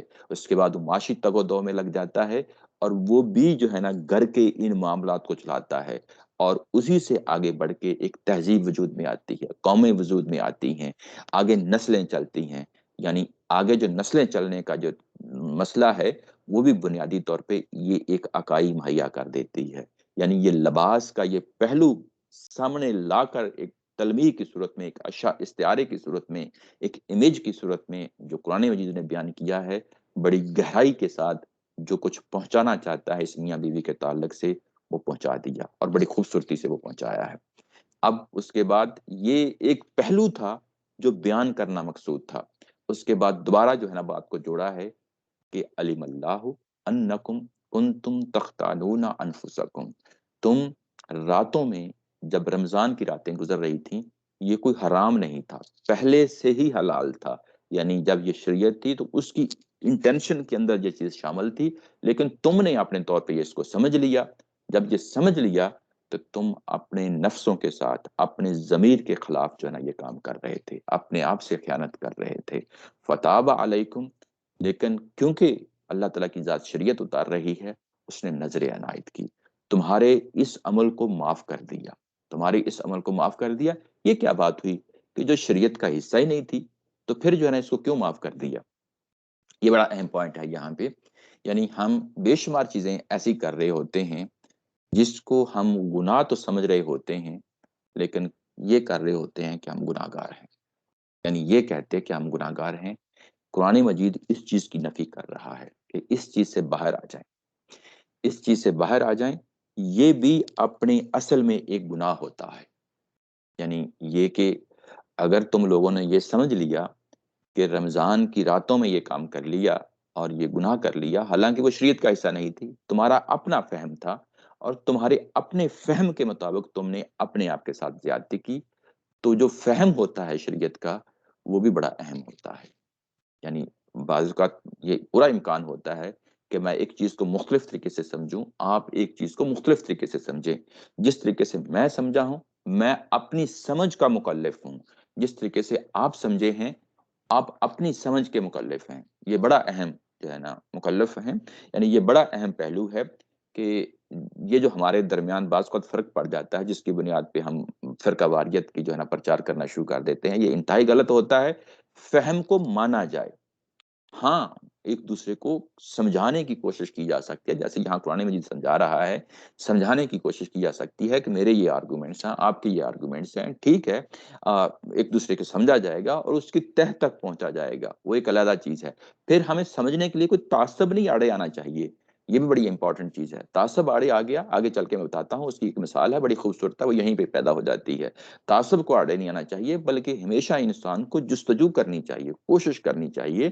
شریعت کا پہلو کو سامنے آتا ہے، اور اگر اس کو شریعت کا پہلو جو سامنے آیا ہے، پہلے جس چیز پہ عمل کر رہا تھا، تو اس کے بارے میں بھی کوئی غلط نہیں، اس غلط فہمی کا شکار نہیں ہونا چاہیے۔ وہ بھی اللہ تعالیٰ کی ذات کہہ رہی ہے کہ تم وہ بھی شریعت پہ عمل کر رہے تھے، لیکن بات یہ ہے کہ کبھی بھی جب عمل پیرا ہو شریعت پہ تو کبھی بھی دو رائوں کے درمیان بٹ نہ جائیے، ورنہ ضمیر کے خلاف جو ہے نا وہ تم غلط کام کر رہے ہوگے۔ اس کی کام سی مثال ہے ہمارے ہاں موجودہ دور میں باہر رہتے ہوئے مورگیج کا جو پہلو ہوتا ہے، کچھ لوگ سمجھتے ہیں کہ یہ جائز ہے، کچھ لوگ اس کو حرام سمجھتے ہیں، اور جو سمجھتے ہیں جائز ہے اور جو حرام ہے وہ دونوں اپنی جگہ، یعنی ایک فہم کا معاملہ ہے، یہ ایک جزوی چیز ہے، یعنی ایک فروئی چیز ہے۔ اب اس میں اگر ایک بندہ اس کو ایک طریقے سے سمجھ رہا ہے تو ٹھیک ہے، اس کے مطابق وہ عمل کرے، کبھی ایک دوسرے کو غلط نہیں کہنا چاہیے۔ ہاں اگر کہیں مکالمہ ہو تو ایک دوسرے سے اپنی بات رکھ دینی چاہیے کہ میں اس کو اس طریقے سے دیکھتا ہوں، کبھی ایک دوسرے پہ فتوے نہیں دینے چاہیے۔ ہاں، لیکن اگر کوئی درمیان کی صورت اختیار کر لیتا ہے، ایک شخص حرام بھی سمجھتا ہے پھر بھی جو ہے نا وہ مورگیج میں انوالو ہو جاتا ہے، تو پھر وہ یہی صورتحال پیدا ہو جاتی ہے جو یہاں پہ ہے، یعنی پھر وہ یعنی اپنے ضمیر کے خلاف جو ہے نا وہ کام کر رہا ہے اور وہ گناہ کا کام ہے۔ تو یہاں پہ بھی اللہ تعالیٰ کی ذات نے وہی بات کی کہ جو تم کر رہے تھے اپنے ضمیر کے خلاف کر رہے تھے اور وہ بھی گناہ کا کام تھا، لیکن میں نے تمہیں معاف کر دیا ہے۔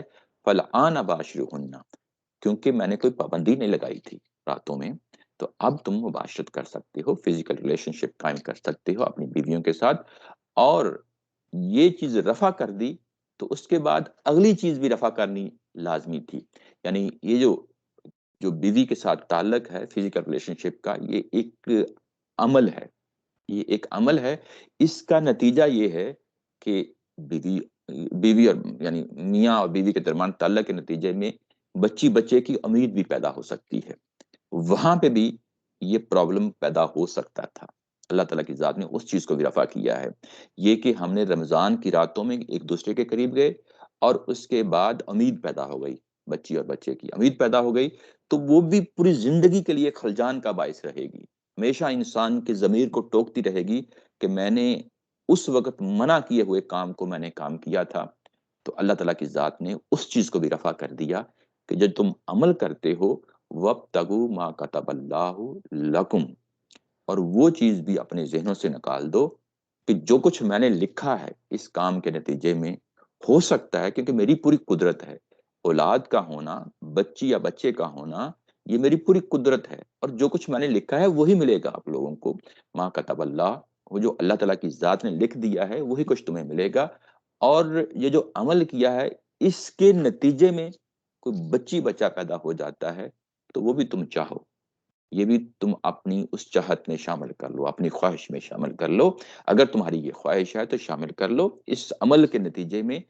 اور یہ کہ رمضان کے مہینے میں حمل ٹھہر جاتا ہے کسی خاتون کو تو یہ بھی کوئی برائی کی چیز نہیں ہے، یعنی اللہ تعالیٰ کی ذات نے پھر جب سوال کا جواب دیا ہے تو اس کے تمام پہلوؤں کو لے لیا ہے، یعنی اس کے تمام جزیات کو لے لیا ہے کہ میاں اور بیوی کا تعلق رمضان کے مہینے میں قائم ہونا، اس کے نتیجے میں حمل ٹھہر جانا، اگر حمل ٹھہر جائے تم نے یہ سمجھا کہ میاں اور بیوی کا تعلق غلط ہے رمضان کے مہینے میں راتوں کو، تو وہ بھی یعنی اس کو بھی رفع کر دیا، تو اس کے ساتھ اس چیز کو بھی رفع کر دیا کہ اگر ان راتوں میں حمل ٹھہر جاتا ہے تو وہ بھی تمہارے ذہنوں میں کوئی خلجان کا باعث نہ بن جائے، کوئی مشکل اور مصیبت کا باعث نہ بن جائے، پوری زندگی تمہارے ذہن میں کوئی منفی چیز نہ پیدا ہوتی رہے کہ رمضان کے مہینے میں یہ کام ہوا تھا، تو وہ چیز بھی اپنے ذہنوں سے نکال دو، وہ چیز بھی ذہنوں سے نکال دو۔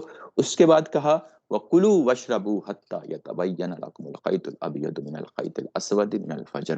اس کے بعد تیسری چیز تھی جو انہیں بیک گراؤنڈ سے مل رہی تھی، تیسری چیز کیا چیز بیک گراؤنڈ سے مل رہی تھی؟ یہ کہ شام کو روزہ جو ہے نا وہ کھولا اور اس کے بعد اگلے دن کا روزہ جو ہے نا وہ رکھ لیا، تو یہاں پہ وہ تمام پہلو ہیں جو قرآن مجید اپنی شریعت میں اب بیان کر رہا ہے۔ ہاں جب شام کو روزہ کھولو تو اس کے بعد پوری رات ہے کھاؤ پیو، یعنی تینوں چیزیں یہاں پہ میاں بیوی کا تعلق، میاں بیوی کے تعلق سے حمل ٹھہر جائے، یا جو ہے اس کے بعد کھانے پینے کا جو معاملہ ہے وہ بھی رفع دفع کر دیا قرآن مجید نے یہ کہہ کے کہ پھر پوری رات تم کھاؤ پیو، اس میں کوئی پابندی نہیں ہے، کوئی پابندی نہیں ہے، اور یہ کھانے پینے کا معاملہ کب تک جاری رہے؟ یہ اس وقت تک جاری رہے جب تک پو پھوٹ نہ جائے، رات کی جو سیاہی ہے، دن کی سفیدی جو آگے دن کھلنا ہے اس وقت تک جو ہے نا تم کھاتے پیتے رہو، یعنی وہ تمام چیزیں جو بیک گراؤنڈ سے مسلمانوں کو ملی تھی جب روزے کا حکم آیا اور انہوں نے وہی چیزیں سمجھ لیں جس طریقے سے پہلے ماحول میں موجود تھیں، تو قرآن مجید نے آگے بڑھ کے ان کی تمام الجھنوں کو حل کر دیا۔ یعنی روزہ دراصل دن کا روزہ ہے، دن کا روزہ ہے، اور دن کے روزے میں کھانے پینے سے جدا ہو جانا، میاں بیوی کے تعلق سے جدا ہو جانا، یہ ہے دراصل روزہ۔ اور یہ جتنی بھی پابندیاں ہیں یہ دن کی پابندیاں ہیں، رات کی پابندیاں نہیں ہیں۔ اس کے بعد کہا کہ جو تمہارا روزہ ہے، جو دن کا روزہ ہے، یہ کب تک چلے؟ ثم اتم الصیام الی اللیل، یہ شام تک چلے، یہ شام تک چلے۔ یعنی اس کا پورا قانون ہے جو کھول بتا دیا یہاں پہ اللہ تعالیٰ کی ذات نے کہ روزہ اصل میں ہے کیا چیز ہے۔ اس کے بعد کہا آ, اگلی بات کرنے سے پہلے ایک دو چیزیں ہیں میں آپ لوگوں کے وہ سامنے رکھ دیتا ہوں۔ یہاں پہ جو کہا گیا کہ شام تک روزہ جو ہے نا رکھیں، اب الی اللیل کا لفظ آیا ہے، یہ رات کب تک کی رات ہے؟ جب تک جو ہے نا روزہ رکھ، یعنی اس کے بعد آپ نے روزہ کھولنا ہے۔ یہ صبح جب پو پھٹنی ہے یا شام کا جو معاملہ ہے، یہ فضا کا معاملہ ہے، یہ اسپیس میں انسان دیکھتا ہے، باہر چیزیں ہیں جو چیزوں کو پھر آبزرو کرتا ہے، تو وہ چیزیں آبزرو کرنے کے ساتھ روزہ جو ہے نا بند کر دیتا ہے اور روزہ کھولتا ہے۔ اب یہ پھر انسانوں کی فہم کا معاملہ آ جاتا ہے یہاں پہ، یہ کہ شام تک روزہ رکھنا ہے۔ اس کی مثال ایک سادہ طریقے سے بتاتا ہوں، اگر اسلام آباد سے آپ لوگ واقف ہیں، اسلام آباد کا ایریا جو ہے وہ فیض آباد، جو پنڈی اور اسلام آباد کے درمیان ایک پل ہے، فیض آباد کا پل کہا جاتا ہے۔ ایک طرف اسلام آباد ہے، ایک طرف اسلام آباد ہے، ایک طرف راول پنڈی ہے، ایک طرف اسلام آباد ہے۔ اس کے بعد اسلام آباد کی آبادی شروع ہو جاتی ہے، ایک آگے چل کے پوائنٹ آتا ہے، وہ پھر برج آتا ہے، اس کو ہم زیرو پوائنٹ کہتے ہیں۔ وہ جو زیرو پوائنٹ کا جو برج ہے وہ دراصل اصل اسلام آباد ہے، جو 69 میں جب اس کی اناگوریشن ہوئی تھی اور وہاں پہ پتھر رکھا گیا تھا اور وہاں اس کو زیرو پوائنٹ کہا گیا تھا۔ ایک شخص یہ بھی کہہ سکتا ہے کہ اسلام آباد جو ہے وہ فیض آباد سے جو ہی آگے آ جاتا ہے، نکل آتا ہے برج سے، تو اسلام آباد شروع ہو گیا، یعنی اس کی حدود شروع ہو گئی۔ ایک شخص یہ بھی کہہ سکتا ہے، دوسرا شخص یہ بھی کہہ سکتا ہے کہ نہیں، اسلام آباد دراصل جو ہے نا زیرو پوائنٹ کا نام ہے۔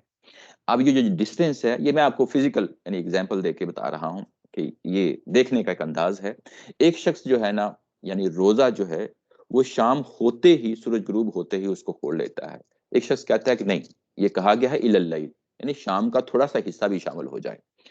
تو وہ ہمارے درمیان ایک مستقل چپکلش بنی ہوئی ہے، فرقہ واریت بنی ہوئی ہے۔ جو شیعہ حضرات ہیں وہ 10-12 منٹ کا جو ہے نا گیپ کر لیتے ہیں، وہ بعد میں کھولتے ہیں، ہم پہلے کھول لیتے ہیں۔ یہ جو چیز ہے انسانی انڈرسٹینڈنگ، اس کی گنجائش اسی آیت کے اندر رکھی گئی ہے۔ اس کی بنیاد پہ کبھی بھی فرقہ واریت کو ہوا نہیں دینی چاہیے، ایک دوسرے کو برداشت کرنا چاہیے۔ یہ اس لیے کہ یہ فہم کا معاملہ ہے، جو چیز میں نے کہی تھی نا کہ اسی آیا کے اندر بھی ایک پرابلم جو ہے نا کریٹ ہو جاتا ہے آگے چل کے انسانوں کی فہم کے معاملے میں۔ ایسے ہی جو پچھلا حصہ ہے جس میں یہ کہا گیا کہ سفید داری سیاہ داری سے جدا نہ ہو جائے، تو یہاں پہ بھی شیعہ حضرات جو ہیں وہ 10 منٹ لیٹ کر لیتے ہیں، جب واقعی واضح طور پہ یعنی وہ نظر آتی ہے سفید داری، اس وقت تک وہ چلتے ہیں۔ ہم ذرا 10 منٹ پہلے کر لیتے ہیں، سنی حضرات کر لیتے ہیں۔ لیکن صبح کے معاملے میں ہم سنی حضرات بھی فلیکسیبل ہیں۔ اگر یہ کہ کھانا سٹارٹ کیا ہوا ہے اور کھانا جو ہے آپ نے بالکل سٹارٹ کیا ہے اور اس کے بعد ٹائم ہو گیا، تو یہ کہا جاتا ہے کہ اس کھانے کو جاری و ساری رکھیں، ہو سکتا ہے 5 منٹ لگیں، ہو سکتا ہے 10 منٹ لگیں، تو آپ کو یہ کہا گیا کہ کھانے کو جاری و ساری رکھیں۔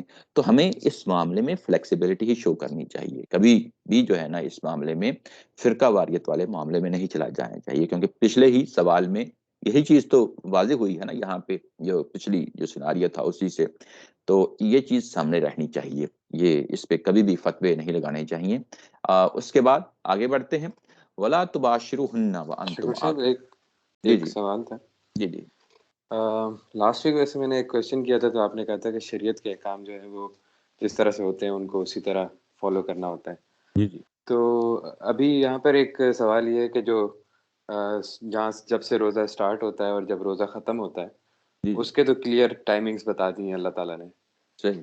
تو اب یہ فقہ میں بات آتی ہے کہ جو ایسے علاقے ہیں جہاں پر روزے بہت لمبے ہو جاتے ہیں، وہاں پر جی کیا جی کیا جائے، جی جی اور وہاں پر ان کا پھر سلوشن بھی بتایا جاتا ہے۔ جی جی لیکن اگر یہ پھر بات کی جائے کہ جو شریعت کے احکام ہے وہ اسی طرح فالو کرنے ہیں، جی تو پھر تو ان میں پھر ایکسیپشنز کی کیسے گنجائش پیدا کریں گے؟ جی اصل شریعت کا جو ہے کرنا کیا ہے وہ بڑی امپورٹنٹ چیز ہے. یعنی آپ نے روزے رکھنے ہیں، آپ نے روزے رکھنے ہیں، اور رمضان کا مہینہ آ گیا ہے. اب وہ جو صورتحال ہے، جو دنوں کی جن کا آپ حوالہ دے رہے ہیں، وہ جو دن ہیں وہاں پہ وہ ہو سکتا ہے بڑے تھوڑے سے ہوں، یہ بھی ہو سکتا ہے وہ 21-22 گھنٹے کے ہوں، تمام اس کے اندر امکانات رہتے ہیں. یہ پھر انسانوں نے فیصلہ کرنا ہے. اب کیونکہ ظاہر ہے کہ شریعت آسمان سے نہیں اتر رہی، انسانوں کا فہم ہے، وہ جس چیز پہ مطمئن ہو جاتے ہیں ان کو وہی کام کرنا چاہیے. لیکن یہ کہ جو دوسرا نقطہ نظر ہے اگر ان کے سامنے آتا ہے تو تعصب سے کام نہیں لینا چاہیے. وہ جو چیز ہے جس پہ میں زور دے رہا ہوں وہ یہ ہے کہ تعصب سے کام نہیں لینا چاہیے کہ ہمارے کسی بزرگ نے یہ فرمایا ہے اب ہم اسی کے مطابق چلیں گے. نہیں، یہ بھی امکان ہے کہ آپ انہی دنوں میں روزے رکھ لیں. یہ بھی امکان ہے کہ اگر وہ روزے نہیں رکھے جاتے اس دور میں کوئی مشقت ہے، کوئی مصیبت ہے، تو وہ قرآن مجید نے خود اس چیز کی جو ہے نا وہ حوالہ دے دیا ہے کہ وہ مشقت جو ہے وہ آپ دوسرے دنوں میں منتقل کر لیں. یہ ہمارے استاد محترم کا نقطہ نظر ہے، کیونکہ اسی آیت کے اندر یہ بیان ہوا ہے کہ اگر یہ مشقت ہے، کوئی مشکل ہے، کوئی مصیبت بن جاتی ہے اور آپ اس کو دوسروں دنوں میں منتقل کر لیں. جب قرآن نے خود شریعت کے اندر یہ گنجائش رکھی ہے تو اسی گنجائش کے مطابق ہمارے استاد محترم اس کا جواب دیتے ہیں. بعض لوگ یہ کہتے ہیں کہ وہ روزے لازمی رکھے جائیں، یعنی وہ پورے کے پورے رکھے جائیں. یہ پھر جو ہے نا ایک بہت بڑی مشقت ہو جائے گی. بعض لوگ یہ کہتے ہیں کہ کسی ایک جگہ کو متعین کر لیا جائے، جیسا کہ جو ہے نا حرم کو مترم کر لیا گیا ہے کہ اس کو ہم مخصوص کر لیں، اور وہاں پہ جو دورانیہ ہے دن کا، اگر فرض کیا کہ حرم کے علاقے میں دورانیہ 14 گھنٹے کا ہے تو ان علاقوں میں بھی 14 گھنٹے کا روزہ رکھا جائے گا. باقی روزہ ہم جو ہے اگنور کر دیں گے، باقی ٹائم کو اگنور کر دیں گے. یہ تینوں رائے ہیں جو اس وقت پائی جاتی ہیں، اور جس پہ آپ کا دل مطمئن ہوتا ہے آپ اس کے مطابق چلیں. دل مطمئن ہونے کا مطلب یہ نہیں ہے کہ کسی بزرگ نے کہہ دیا، مطلب یہ ہے کہ آپ نے اس چیز کو سمجھ لیا ہے، یعنی جو حکم ہے اس کی جو حکم کے اندر چیز پائی جاتی ہے اس کو سمجھ لیا اور اس کے مطابق کر رہے ہیں. ٹھیک ہے، اس میں لوگوں کو ضرور گنجائش دینی چاہیے، لیکن یہ کہ روزے نہیں رکھنا یہ جو ہے نا چیز غلط ہے. روزے رکھے جائیں گے، شریعت پہ عمل پیرا ہوا جائے گا، لیکن اب وہ ظاہرہ کہ ٹائم کا مسئلہ ہے تو انسانوں کے فہم کا مسئلہ ہے. لوگوں کو گنجائش دیں، جون سی چیز بھی اس کو قرآن و سنت کے مطابق لگتی ہے اس پہ عمل پیرا ہونے دیں. جی جی ٹھیک ہے. بس لیکن یہ چیز ہے کہ جو لوگ اس کو نہیں مانتے، وہ کہتے ہیں جو جہاں پر ہیں آپ اسی ٹائم کو فالو کریں. وہ جی لوگ یہ دلیل دیتے ہیں کہ ایک تو یہ کہا گیا کہ جس کو رمضان کا مہینہ ملے وہ روزے رکھے، تو ایک تو یہاں سے ہو گیا کہ رمضان میں ہی روزے رکھنے ہیں. پھر وہ دوسری بات یہ کہتے ہیں کہ اللہ تعالیٰ نے کب سے روزہ اسٹارٹ کرنا ہے کب ختم کرنا ہے یہ بھی کلیئرلی قرآن میں مجید میں لکھ دیا ہے، تو ہم کسی اور جگہ کو کیسے فالو کرنے کی گنجائش پیدا کریں. یہ ایک آرگیومنٹ ہے. جی لیکن آرگومنٹ سامنے جو رہیں گے، جی وہ ہمیشہ جی رہیں گے. یعنی انسانوں کے ساتھ یہ معاملہ ہے وہ سامنے رہیں گے، اور اس میں ہمیشہ اس کو سامنے رکھیں، بس اسی کے مطابق معاملہ کریں. آگے بڑھتے ہیں. ایک اچھا اس سوال کے میرا بھی ہے یہاں پہ جی استاد جی جی. جی جی تو اگر رمضان کے متعلق ہم یہ کہہ سکتے ہیں کہ رمضان میں آپ اپنی فہم کے مطابق ٹائم کو ایڈجسٹ کریں، تو پھر نمازوں کا کیا کریں گے؟ وہاں پہ تو پھر نماز کے اوقات کے لیے بھی اسی قسم کا کوئی مسئلہ ہوگا. جی وہاں ظاہر پہ ہے بھی ایسی ہی ہے. اگر دن لمبا ہے تو وہ نمازوں کے لیے بھی اسی طرح سے کرتے ہوں گے، تو یا تو نماز کے وقت کے حساب سے روزہ رکھا جائے یا جو بھی اصول بنا جائے، تو ایک جی کمپلیکیٹڈ سی سچویشن بن جائے گی. جی ایسے ہی ہے. یہ تو نبی پاک صلی اللہ علیہ وسلم کے زمانے میں یہ معاملہ ہو گیا تھا. ایک صاحب آئے ہیں باہر سے اور انہوں نے سوال یہی کیا ہے کہ میں نمازوں کے حوالے سے کب نمازیں پڑھوں. تو نبی پاک صلی اللہ علیہ وسلم نے کہا کہ ہمارے ساتھ کچھ دن ٹھہریے تو آپ کو پتہ چل جائے گا کہ کیا چیز ہے. ایک دن نبی پاک صلی اللہ علیہ وسلم نے جو اس کا ابتدائی ٹائم ہوتا تھا نمازوں کا اس کے مطابق نماز پڑھی، اور دوسرے دن جو ہے جو اس کا بعد کا جو ٹائم ہے اس کے مطابق نماز پڑھی. تو اس کے بعد ان صاحب کو فرمایا کہ دیکھیں یہ نمازوں کے ٹائم ہیں، ایسے نماز پڑھیں. نمازوں کے ٹائموں کے جو ٹائمنگز ہیں اس کے اندر بھی فلیکسیبلٹی رکھی ہے. اور یہ اب ہم ہیں کہ اب ہم یہ کیا کرتے ہیں کہ اس فقہ کے مطابق یہ ہے، اس فقہ کے مطابق یہ ہے. یہ جو تعصب ہے اس پہ نہیں کھڑا ہونا چاہیے، بلکہ ہونا یہ چاہیے کہ اس کی سادہ سی مثال ہے، جیسے میں نے یہاں شیعہ اور سنی کی مثال دی ہے، بلکہ سنیوں کے اندر بھی کچھ لوگ ہونے چاہیے جو کہیں کہ ٹھیک ہے بھائی یہ بھی ٹھیک ہے، میں اسی کے مطابق عمل کرتا ہوں. اور شیعہ کے اندر، شیعہ حضرات کے اندر بھی یہ لوگ ہونے چاہیے جو سنیوں والا عمل کریں کہ ہم اس کے مطابق کریں. لیکن جب آپ لائن لگا دیتے ہیں کہ نہیں اب ہم فرقہ بن گئے ہیں، اب اسی فرقے کے مطابق کام کرنا ہے، تو وہ تعصب ہو جاتا ہے، وہ چیز غلط ہو جاتی ہے. نمازوں کے ٹائمنگز کے حوالے سے بھی آپ کو معلوم ہے کہ ہمارے ہاں اسپیشلی سب کانٹیننٹ جو ہے نا، یہاں پہ اہل حدیث جو حضرات ہیں وہ ایک مختلف ٹائم پہ نماز پڑھ رہے ہوتے ہیں. مختلف مطلب یہ کہ ایک فرق سامنے نظر آ رہا ہوتا ہے، اور جو ہمارے ہاں دوسرے حنفی حضرات ہیں وہاں پہ بھی فرق آ رہا ہوتا ہے. تو یہ گیپ نہیں ہونا چاہیے. ہونا تو یہ چاہیے کہ کچھ حنفی حضرات یہ کہیں کہ وہ جو نماز پڑھ رہے ہیں میں اسی کے مطابق نماز پڑھ رہا ہوں، میری انڈرسٹینڈنگ کچھ اس طریقے سے ہے.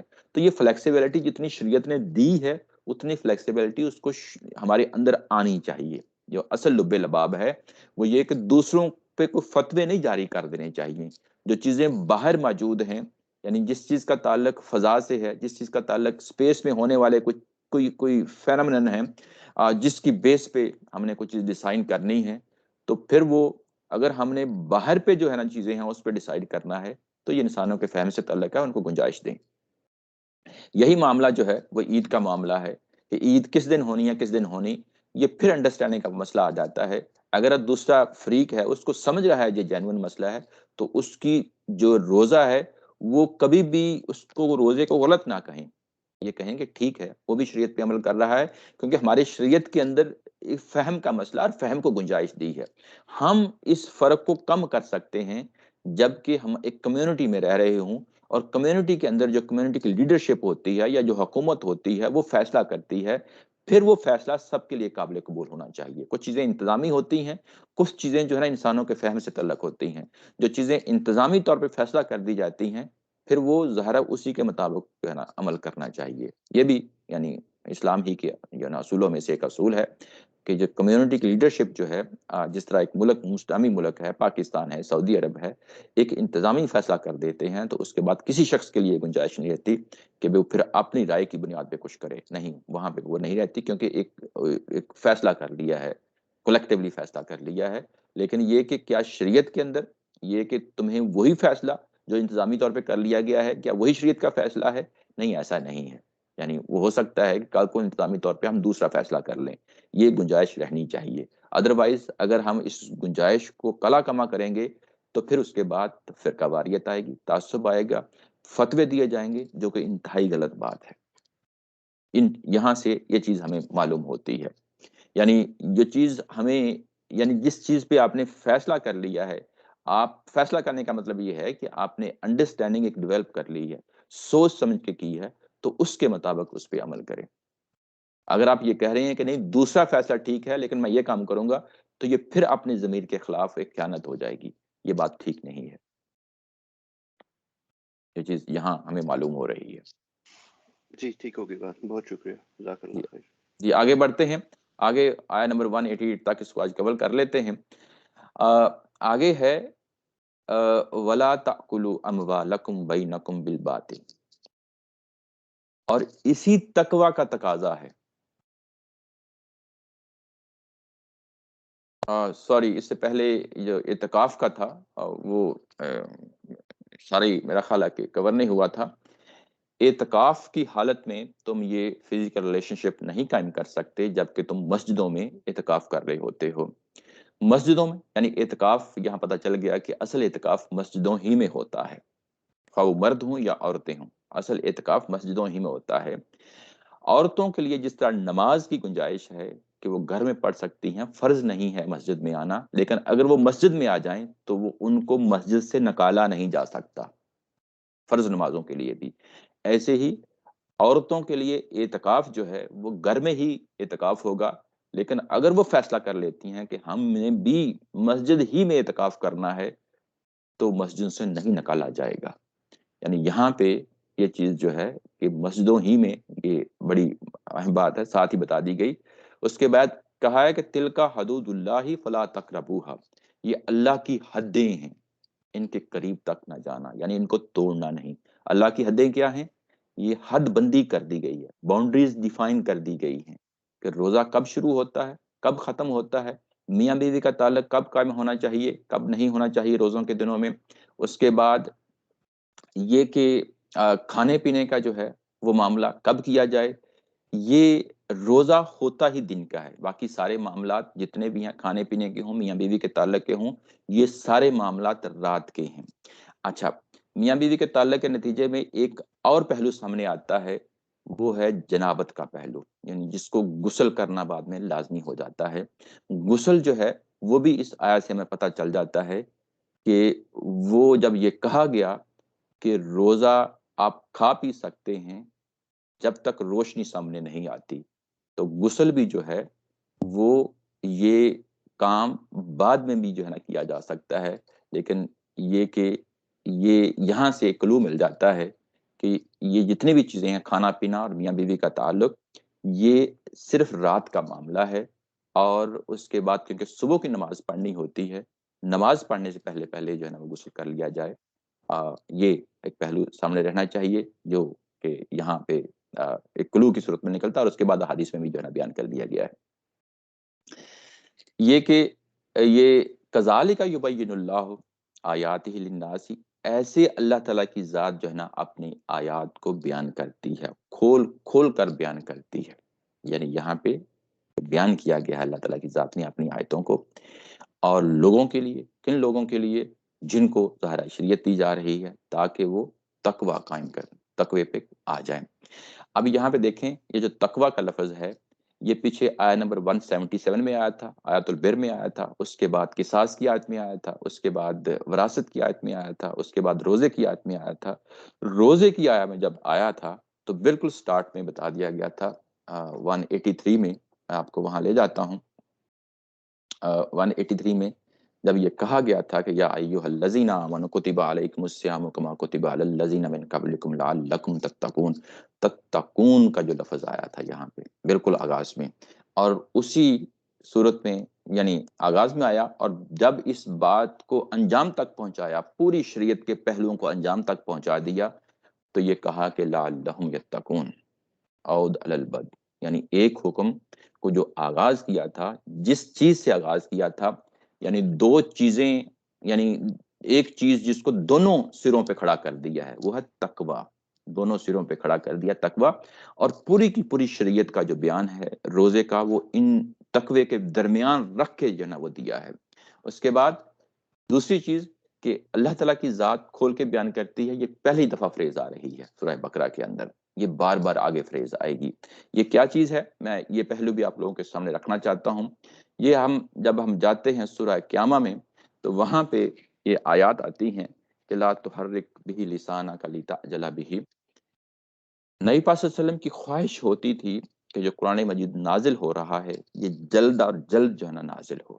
تو اللہ تعالیٰ کی ذات نے رو کر بتایا کہ نہیں، یہ ایسے ہی نازل ہوگا، یہ ہماری ذمہ داری ہے. انا علینا جمعہ، یہ ہماری ذمہ داری ہے کہ ہم اس کو جمع کریں گے، اور جمع کرنے کے بعد آپ کو سنائیں گے. وقرآنہ، ہم اس کو سنائیں گے.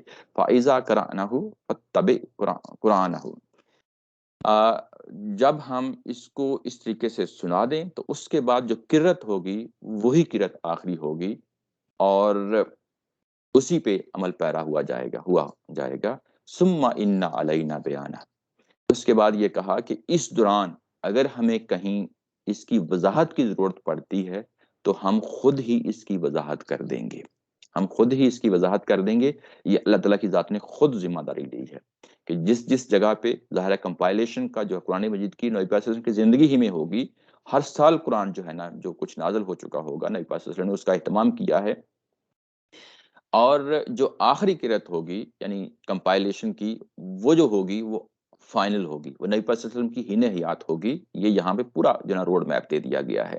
اور اس کے بعد یہ کہ اگر ہمیں کہیں یہ بیان کرنے کی ضرورت پڑتی ہے، کسی جگہ وضاحت کرنے کی ضرورت پڑتی ہے، تو ہم خود ہی اس کی وضاحت کر دیا کریں گے. ثم ان علینا بیانہ. یہ یہاں پہ اس چیز کا بیان ہے کہ کذالک یبین اللہ آیاتہ للناس لعلہم یتقون. جو وعدہ کیا تھا اللہ تعالیٰ کی ذات نے کہ میں خود ہی بیان کر دیا کروں گا تو یہ اس کا حوالہ دیا ہے کہ ایسے ہی اللہ تعالیٰ کی ذات بیان کرتی ہے، چیزوں کو کھول کھول کر بیان کرتی ہے۔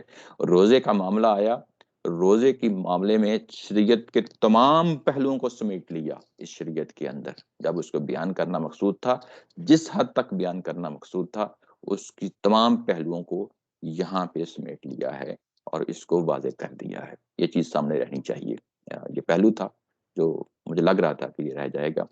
اب اگلی آیت دیکھ لیتے ہیں۔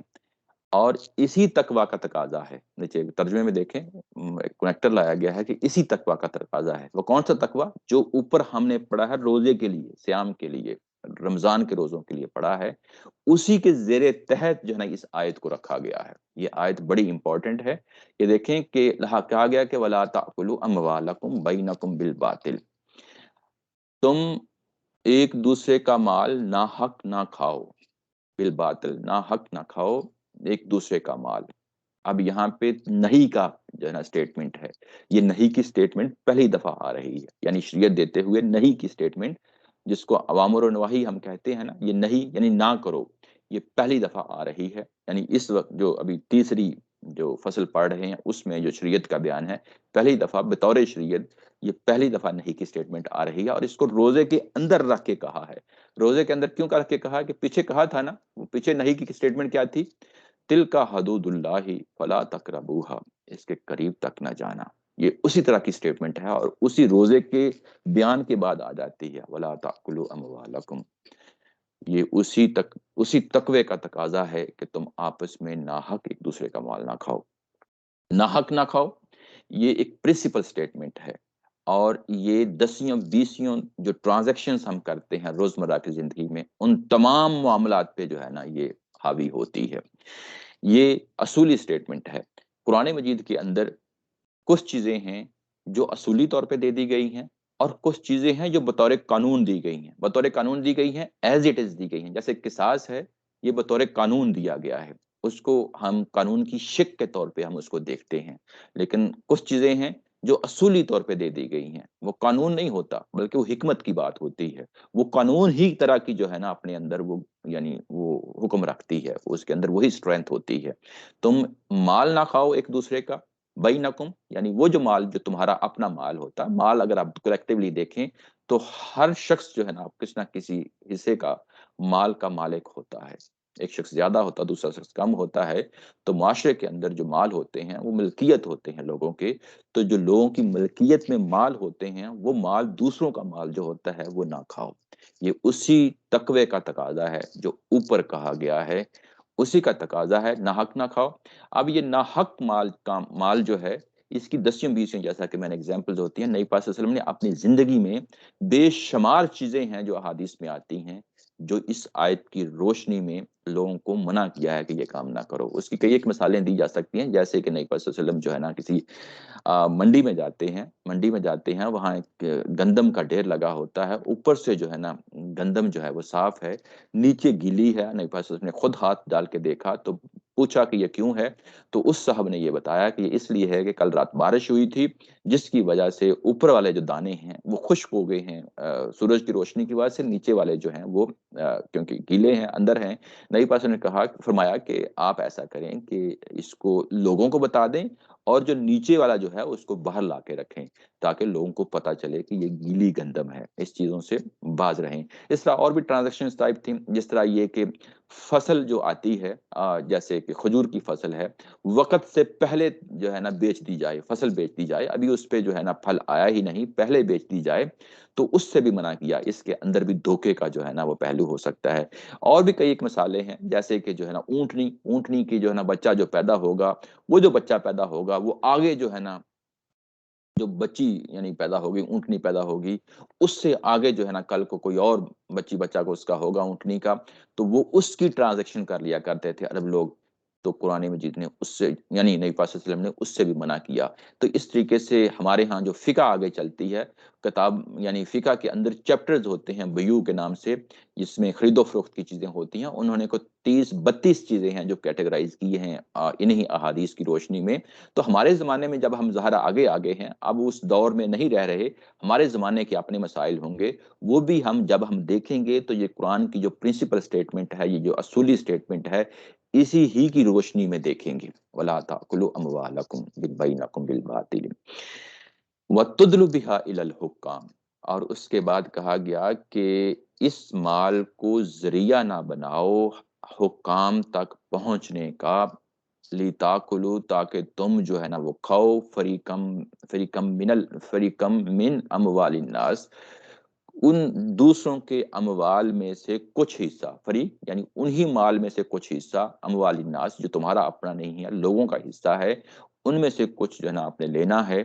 تو وہ حکام کے پاس پہنچ کے آپ اپنا مال حکام کو دیتے ہو. وَتُدْلُوا بِهَا یعنی اسی مال کے ذریعے سے اس تک پہنچتے ہو. تدلو یہ جو کنویں کے اندر ڈول ڈالا جاتا ہے اس کے لیے دلوا کا لفظ آتا ہے. یہ سورہ یوسف میں بھی آئے گا کہ سورہ یوسف میں کہ ان کو کنویں میں ڈالا گیا اور جو ہے نا وہ ڈول جو اس کے ذریعے سے، تو دلوا کا لفظ آتا ہے، اسی سے ادلا یعنی یہ ورب ہوتا ہے. یہ ورب کیا ہے؟ یعنی کنویں میں ڈالتے ہیں تو کنویں میں ڈالنے کا ایک ذریعہ بن جاتا ہے ڈول جو ہوتا ہے، اور جو رسہ ہوتا ہے اس کو رشا کا لفظ بولتے ہیں، اس رسے کو جو ڈول کے ساتھ لگا ہوتا ہے اسی سے لفظ رشوت بنتا ہے. یعنی یہ دونوں لفظ جو ہیں، جو امیجری یہاں پہ پھر وہ آ گئی کہ جو چیز عام ڈے ٹو ڈے کی چیز ہے، روزمرہ کی چیز ہے، اسی سے ایک چیز کو اٹھایا ہے اور قرآن مجید نے اس کو استعمال کر لیا ہے کہ یعنی پیسے کے ذریعے سے آپ ڈول ڈالتے ہیں حکمرانوں تک پہنچنے کے لیے، ایک ذریعہ بن جاتا ہے، آپ رشوت دیتے ہیں. یہ رشوت کا بیان ہے. پیچھے جو بات کہی تھی وَلَا تَأْكُلُوا أَمْوَالَكُمْ بَيْنَكُمْ بِالْبَاطِلِ، یہ اصولی سٹیٹمنٹ تھی، یہ عمومی بیان تھا. اب وہاں پہ ایک خصوصی جو ہے نا ایگزامپل دی جا رہی ہے تاکہ جو پچھلی بات ہے وہ واضح ہو جائے. وہ واضح یہ ہو جائے کہ حکام تک اپنا مال لے کے نہ جاؤ اور ان کو اپنا مال دے کے کسی دوسرے شخص کا مال کھانے کے لیے راغب نہ کرو. لِتَأْكُلُوا فَرِيقًا مِّنْ أَمْوَالِ النَّاسِ بِالْإِثْمِ، اور وہ جو مال دوسرے کا لینا ہے وہ بالاسم لینا ہے. بالاسم یعنی حق تلفی کے ساتھ لینا ہے.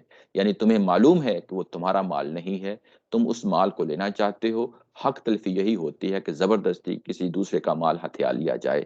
تو آپ حکمرانوں کے پاس جاتے ہیں، حکمرانوں کے پاس یعنی کسی مجسٹریٹ کے پاس، کسی جج کے پاس، کسی وکیل کے پاس، کسی گورنر کے پاس، جیسا کہ اس عربوں کے معاشرے میں اس وقت جو ہے نا وہ جو لوگ حکمران ہوا کرتے تھے، جو لوگ جو ہے نا لوکل ان کے ذمہ داران ہوا کرتے تھے، ان کے پاس نہ جاؤ تاکہ اپنے مال میں سے کچھ مال دو یعنی رشوت دو تاکہ اس کی بنیاد پہ دوسروں کا مال لے لو. تو یہاں پہ یہ پہلو ہے جو یہاں پہ نمایاں کیا جا رہا ہے اور یہ ایک خاص اگزامپل دی ہے. اس کے علاوہ بھی آگے اسی سورہ کے اندر دیکھیں گے اور چیزیں بھی ہیں، جیسے جوا ہے، جیسے سود ہے، اس کو بھی لے لیا ہے قرآن مجید نے، جو کہ اسی سورہ میں آگے چل کے پڑھیں گے. لیکن یہاں پہ رشوت کا بیان ہے. یہ وہ رشوت کا بیان ہے جس کے بارے میں نبی پاک صلی اللہ علیہ وسلم نے فرمایا کہ جو رشوت دینے والا ہے اور لینے والا ہے دونوں جہنمی ہیں. یعنی یہ اسی آیا کی روشنی میں یہ چیزیں ہمارے سامنے آتی ہیں. تو وَأَنْتُمْ تَعْلَمُونَ، اور تمہیں معلوم ہے کہ جو کچھ تم کر رہے ہو وہ غلط ہے. یعنی یہ جو چیزیں ہوتی ہیں اصولی چیزیں، یعنی کہ لوگوں کا مال غلطی سے کھانا، غلط طریقے سے کھانا، ناحق طریقے سے کھانا، یہ وہ چیز ہے جو کوئی مذہب بتائے، آ کے بتائے، وہ چیز نہیں ہے. یعنی یہ کہ یہ انسان کی فطرت کے اندر ہے. یہ چیز یہ کہ انسانوں کے درمیان وہ مسلم ہو یا نہ ہو، غیر مسلم ہو، سب کے درمیان کامن چیز ہے. یعنی جس کو تم جانتے ہو، وَأَنْتُمْ تَعْلَمُونَ، کہ کیا چیز باطل ہے، کیا چیز ناحق ہے، کیا چیز رشوت ہے، کیا چیز جو ہے نا گبن ہے، کیا چیز جھوٹ ہے، کیا چیز جو ہے نا زبردستی دوسروں کا مال ہتھیا لینا ہے. یہ چیزیں جو ہیں یہ بڑی اہم چیزیں ہیں اور ہم سب جانتے ہیں. جب مذہب آتا ہے تو بیسیکلی وہ وہی چیزیں ہیں جو فطرت میں مبنی تعلیمات ہوتی ہیں، انہی کو اٹھاتا ہے اور انہی کو اب اپنے اوامر و نواہی میں یعنی شامل کر لیتا ہے. یہاں پہ بھی وہی صورتحال پیدا ہو گئی ہے. اچھا، یہاں میں آپ لوگوں کی ایک توجہ خاص اس طرف مبذول کرنا چاہتا ہوں. جب یہ شروع ہوا تھا رمضان کا جو مسئلہ ہے، تو یہ اس سے پہلے والا جو حکم ہے آپ لوگوں کو معلوم ہے کہ وہ کیا ہے؟ وراثت کا ہے، وہ مال کا ہے. وہ مال جو انسان فوت ہو جاتے ہیں تو اس کے بعد جو جھگڑے پیدا ہو جاتے ہیں اس کو رفع دفع کرنے کے لیے حکم آیا تھا. جب روزے کا معاملہ ختم ہو گیا اور اس کے بعد روزے ہی کے زیر تحت جو ہے وہ ایک اور حکم ہے جو مال ہی سے متعلقہ ہے، وہ یہاں پہ زیر بحث ہے آیہ نمبر 188 میں. تو گویا کہ روزے کا اصل ٹارگٹ تو بے شمار چیزیں ہیں، ہر چیز سے منع جو کی گئی ہے اسے رک جانا ہے اور جس چیز کا کہا گیا ہے اس پہ عمل پیرا ہو جانا ہے. لیکن یہاں پہ ایک خصوصی چیز جو ہے جس پہ سب سے زیادہ زور دیا گیا ہے وہ مال ہے. مال کے بارے میں انسان لالچی ہو جاتا ہے اور اس کے معاملے میں کبھی بھی دھوکہ نہیں کھانا چاہیے. بدقسمتی سے رمضان آتا ہے تو یہ سارے معاملات ہمارے ہاں ہو جاتے ہیں، ہمارے مسلمان ہی کر رہے ہوتے ہیں. مال کا معاملہ ہے، جو مال کے مال میں کامیاب ہو گیا اس کے روزے بھی قبول ہو گئے، منظور ہو گئے، اور مال کے معاملے میں وہ کامیابی و کامرانی پہ فائز ہو گیا. یہ بڑی امپورٹنٹ جو ہے نا آج کا میسج ہے. اسی کے ساتھ آج کا یہ ہم سیشن ختم کرتے ہیں. کوئی سوال ہو تو وہ لے لیتے ہیں. وآخر دعوانا ان الحمد للہ رب العالمین.